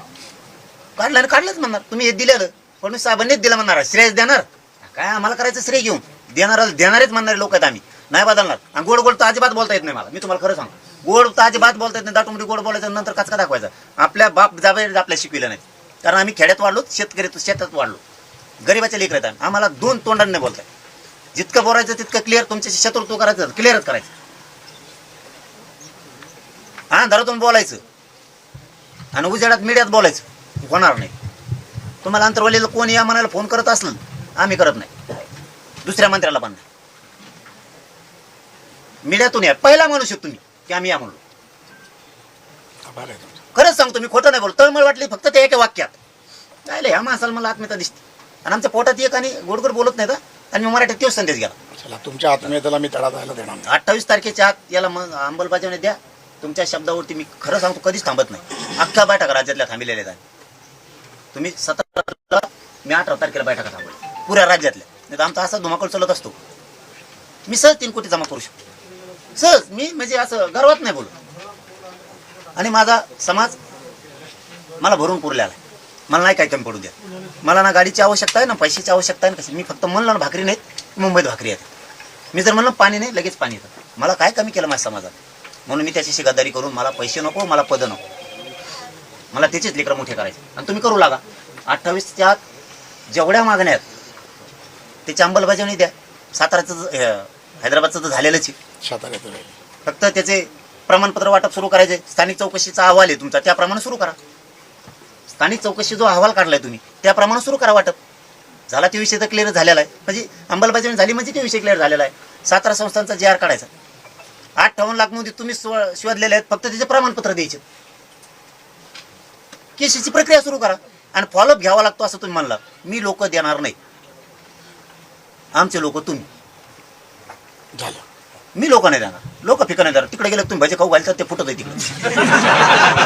4-5 पाठीले होते असे लोक मला नाव ठेवायचे. अभ्यास पाठीले पाहिजे आमचे. म्हणलं जा बाबा अभ्यास. तुमच्या तिथं 3 प्रकारचे गुलाबजामुन, पांढरा, पिवळा, काळा. त्यांना पांढरे खाऊ घातले. ते माघारीत नाही आले. आणखी 2 वर्ष झाली तिकडेच. तुम्ही लय गोड गोड बोलतात, लय चाबऱ्या जाऊन लोक बसत तिथे त्यांच्या भोवती अवती भोवती रेटून त्या करांच्या काय ते 2-4 चमचे दिलेले ते असे बुडून खातेत. आणि मग ते त्याला जरा चव चांगली लागत असेल ते दिली झाला मंत्र्यात जे म्हणजे भाऊ तू आपलाच कशा लेणं करायचं की फुटलं आणि गेलं आम्ही बोललो तिकडे टाळ्यावाजी त्यामुळे समाजाचा माणूसच तुम्ही समाजाचं तुमच्या समाजाचं कल्याण होणार आहे असा शब्द वापरलाय करा तुमच्या समाजाचं कल्याण सांगितलेलं मागण्यावर त्यांना मला गॅजेटचे प्रमाणपत्र सुरू करा 58 लाख नोंदी सापडल्या सांगा त्या घरी नेऊ ती यादी द्या पुढे म्हणा 58 लाख नोंदीची तुम्हाला संदेश आमच्याकडे द्या आम्ही घरोघरी जाऊन सांगतो तू नोंदणी गेली काढतो प्रमाणपत्र अर्ज करते कसे हो तुमचं एक स्टेटमेंट होतं की अर्जच करीनात लोक अर्ज करते का त्याला माहितच नाही ती नोंद निघाली आणि त्याला कुठं वाचत येते मुडी अभ्यासक आम्ही सरकारला दिले त्या काळात येईन त्यांच्या पगारच नाही दिली मग ते कुठं करायला लागले काम आयंजण औंजण हे उर्दूचे शब्द हे शेतकरी कुणबी आहेत त्यांना देऊन टाका तुम्ही दुसऱ्याला द्या म्हणतच नाही नावी ज्याची नोंद निघाली त्याला द्या तुम्ही सांगा 17 संस्थांचा जार काढून टाका उद्या सकाळी कशाला टाइम नाही घालायचा म्हणा 17 संस्थांचा जार उद्याच काढायचा काढा तुम्ही नुसतं धिंगाणा बघा राज्यात तुम्हाला जर मराठ्याने 2 महिने घरी जाऊन दिलं मग नाव बदलून इकडंच या गावातून नेलं त्या गावात सप्ताह केल्यावर बाबा मिरी लेवली हे सप्ताह झालं कीर्तन की ते कीर्तन लगेच सुपारी तुम्हाला तुम्ही टेन्शनच घेऊ नका लगेच सुपारीत लागल्या मला तुमच्या मागं या गावातून जर 2 महिने तुम्हाला जाऊन दिले फक्त मन जिंका एवढंच म्हणणं आहे तुम्हाला पैसे द्यायची गरज नाही लोकांना काही करायची गरज नाही कामाचं आम्हीच दाखवायची गरज नाही तुम्ही फक्त हे त्यांचं मन जिंकून त्यांना हे 2-4 गोष्टी द्या तुम्हाला मराठी मुंबईला जाऊ देत नाही त्याच्यापेक्षा आनंद दुसरा मोठा कोणताच नाही जीवन तुमचं जीवन भरून पुरत जीवन दुसरा आनंदच नाही दादांच्या संदर्भातून बँकेत आपल्याकडे अण्णासाहेबचे प्रपोजल झाले 1,500 लोक आपण शेतकऱ्यांच्या पोरांना कर्ज दिले 155 कोटी एक पण बुडीत नाही देवगिरी बँक राज्यात आघाडीवर दादा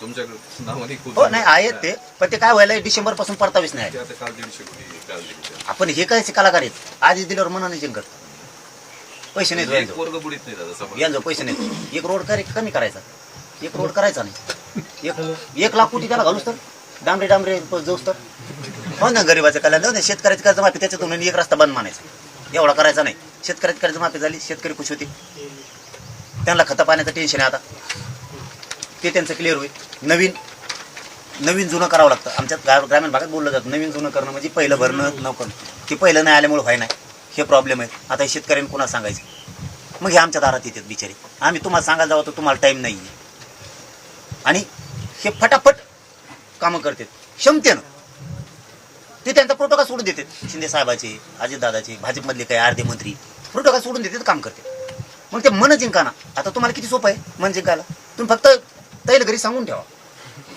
मला नाही वाटत मराठी मला माघारी येऊन देतात कारण मग 22 दिवस गेले एकदा जर मी आंतरवाली सोडली पुढच्या गावात जात जाता कारण लोकच रस्त्याने इतके आहेत मी जर दौरा 75 किलोमीटरचा टाकला तर 110 किलोमीटरवर लोक आहेत मला तिथपर्यंत जाणं इथून रोड भरलेला माघारी वळवतो का तुम्ही जर 17 संस्थांचा JR काढला आणि हैदराबादचं गॅजेटेडचं प्रमाणपत्र सुरू केले तर प्रसाद लाड साहेब मुंबईत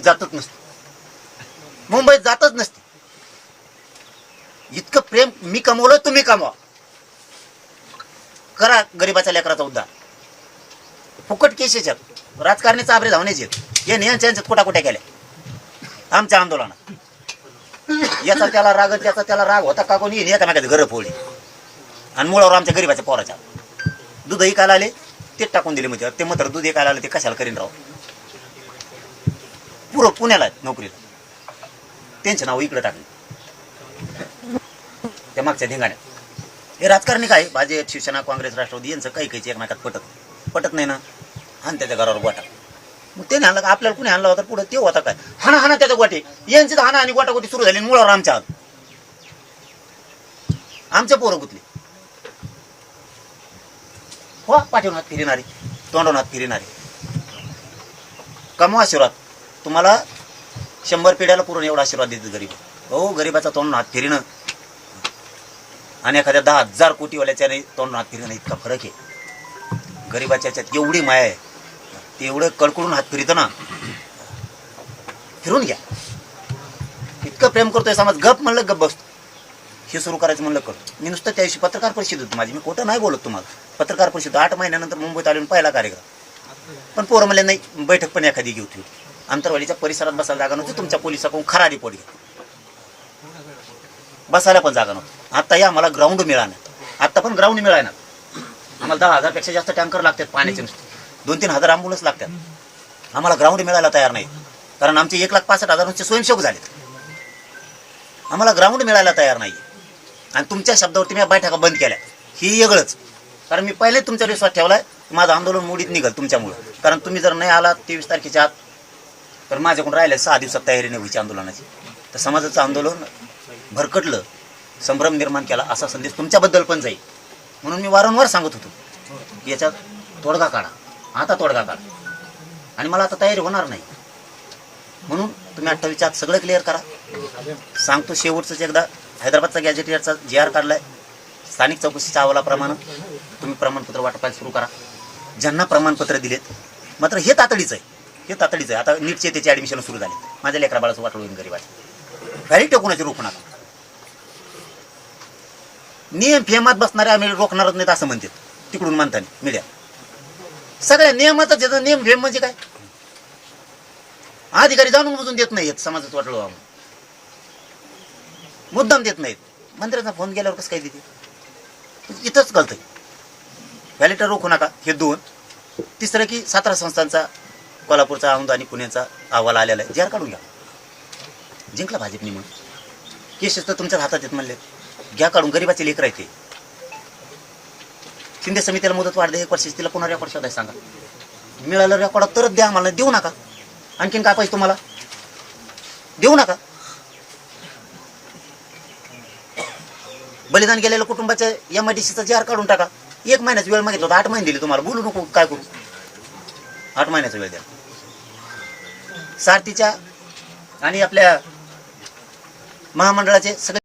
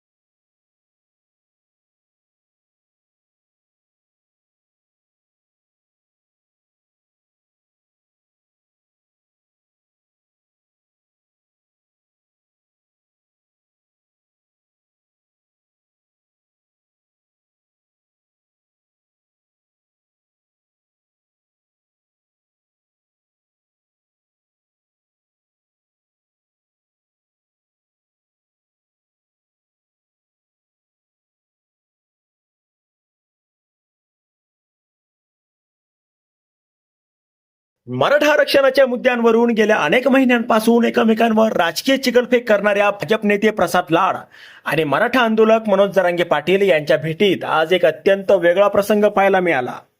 55 वर्षाचे भाजप नेते आमदार प्रसाद लाड हे अंतरवाली सराटी येथे 44 वर्षाचे मनोज जरांगे पाटील यांची भेट घेण्यासाठी पोहोचले.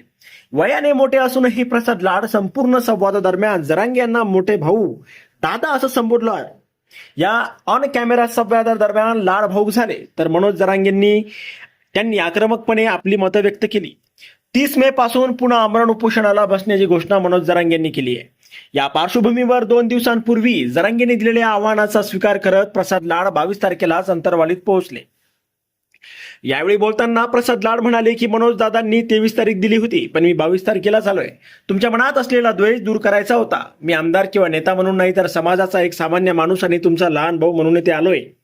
देवेंद्र फडणवीस यांना देखील कधीतरी समजून घेतलं पाहिजे. गेल्या 70 वर्षात कोणत्याच मराठा नेत्याने केलं नाही ते फडणवीसांनी केलंय, असं त्यांनी स्पष्ट केलंय. फडणवीस यांची बाजू मांडताना त्यांनी म्हटलंय की तसेच मी राजकारणावर एक धंदा करत नाही, जातीसाठी माती खायला तयार आहे, असं म्हणत 30 मेचे उपोषण मागे घेण्याची विनंती देखील प्रसाद लाड यांनी मनोज जरांगे पाटील यांना केली आहे. तर मनोज जरांगे पाटील यांच्या मागण्या मान्य न झाल्यास राजीनामा देईन असं देखील प्रसाद लाड यांनी म्हटलंय. या भेटीपूर्वी छत्रपती संभाजीनगरमधील एका हॉटेलमध्ये प्रसाद लाड थांबले असताना दोघांनी हॉटेलमध्ये शिरण्याचा प्रयत्न केला. याआधी प्रसाद लाड यांच्या पीएला धमकीचा फोन आला होता. या प्रकरणी योगेश शितोळे पाटील आणि गणेश उगले यांना पोलिसांनी ताब्यात घेतलाय. या घटनेचा उल्लेख करताना लाड भाऊक झाले. काल काही लोकांनी मी राहत असलेल्या हॉटेलमध्ये घुसण्याचा प्रयत्न केला. त्यांनी माझ्या आईवरून शिवाय दिल्या. माझ्या डोळ्यात पाणी आलं. शिवाय देणे सोपं असतं, मात्र हृदयाला ठेस लागते. मला सांगा मी कुठे येऊ, मला मारा, असं त्यांनी म्हटलंय. दरम्यान प्रसाद लाड यांच्या भावनिक आवाहनावर उत्तर देताना मनोज जरांगे पाटील यांनी अंतर्वालीत झालेल्या लाठी हल्ल्याची आठवण करून दिली. ते म्हणाले, तुमची आई ती आमची आई. ज्या दिवशी आमच्या आईला मारलं त्यावेळी आम्ही का बोलू नये? तुमच्या आईला गृहमंत्री फडणवीस आहेत, त्यांनी छातीवर पाय देऊन बंदुकीच्या दस्त्याने मारले आहे आणि मुख्यमंत्री म्हणतात की माझ्या पोलिसांना मारलं गेलंय म्हणून ते माझ्याकडून बोलले गेले होते, असं त्यांनी म्हटलंय. यावेळी मनोज जरांगे यांनी सरकारवर प्रश्नांची सरबत्ती केली. 75 वर्षात बलाढ्य काँग्रेस संपेल असं कोणाला वाटलं नव्हतं. तुम्ही त्या गर्भात जाऊ नका. ओबीसींना 1994ला कशाच्या आधारावर आरक्षण दिलं? छगन भुजबळांची संख्या 4 वर्षात 60% कशी झाली? मंडळ आयोगाने कोणती जनगणना केली होती? तो सर्वे आम्हाला दाखवा. 58 लाख कुणबी नोंदी सापडूनही तुम्ही प्रमाणपत्र का दिले नाहीत? हैदराबादचा GR असताना वाटप का बंद केलं? असा सवाल त्यांनी उपस्थित केले. आता या चर्चेनंतर नेमका काय तोडगा निघणार हे पाहणं महत्वाचं ठरणार आहे. यावर तुम्हाला काय वाटतं? तुमचं मत कमेंट बॉक्समध्ये लिहायला अजिबात विसरू नका. व्हिडिओ आवडला असेल तर जास्तीत जास्त शेअर करा. आणि आतापर्यंत मराठी जनता, आपण आपल्या या चॅनलला सबस्क्राईब जर केलेलं नसेल तर चॅनलला सबस्क्राईब करा.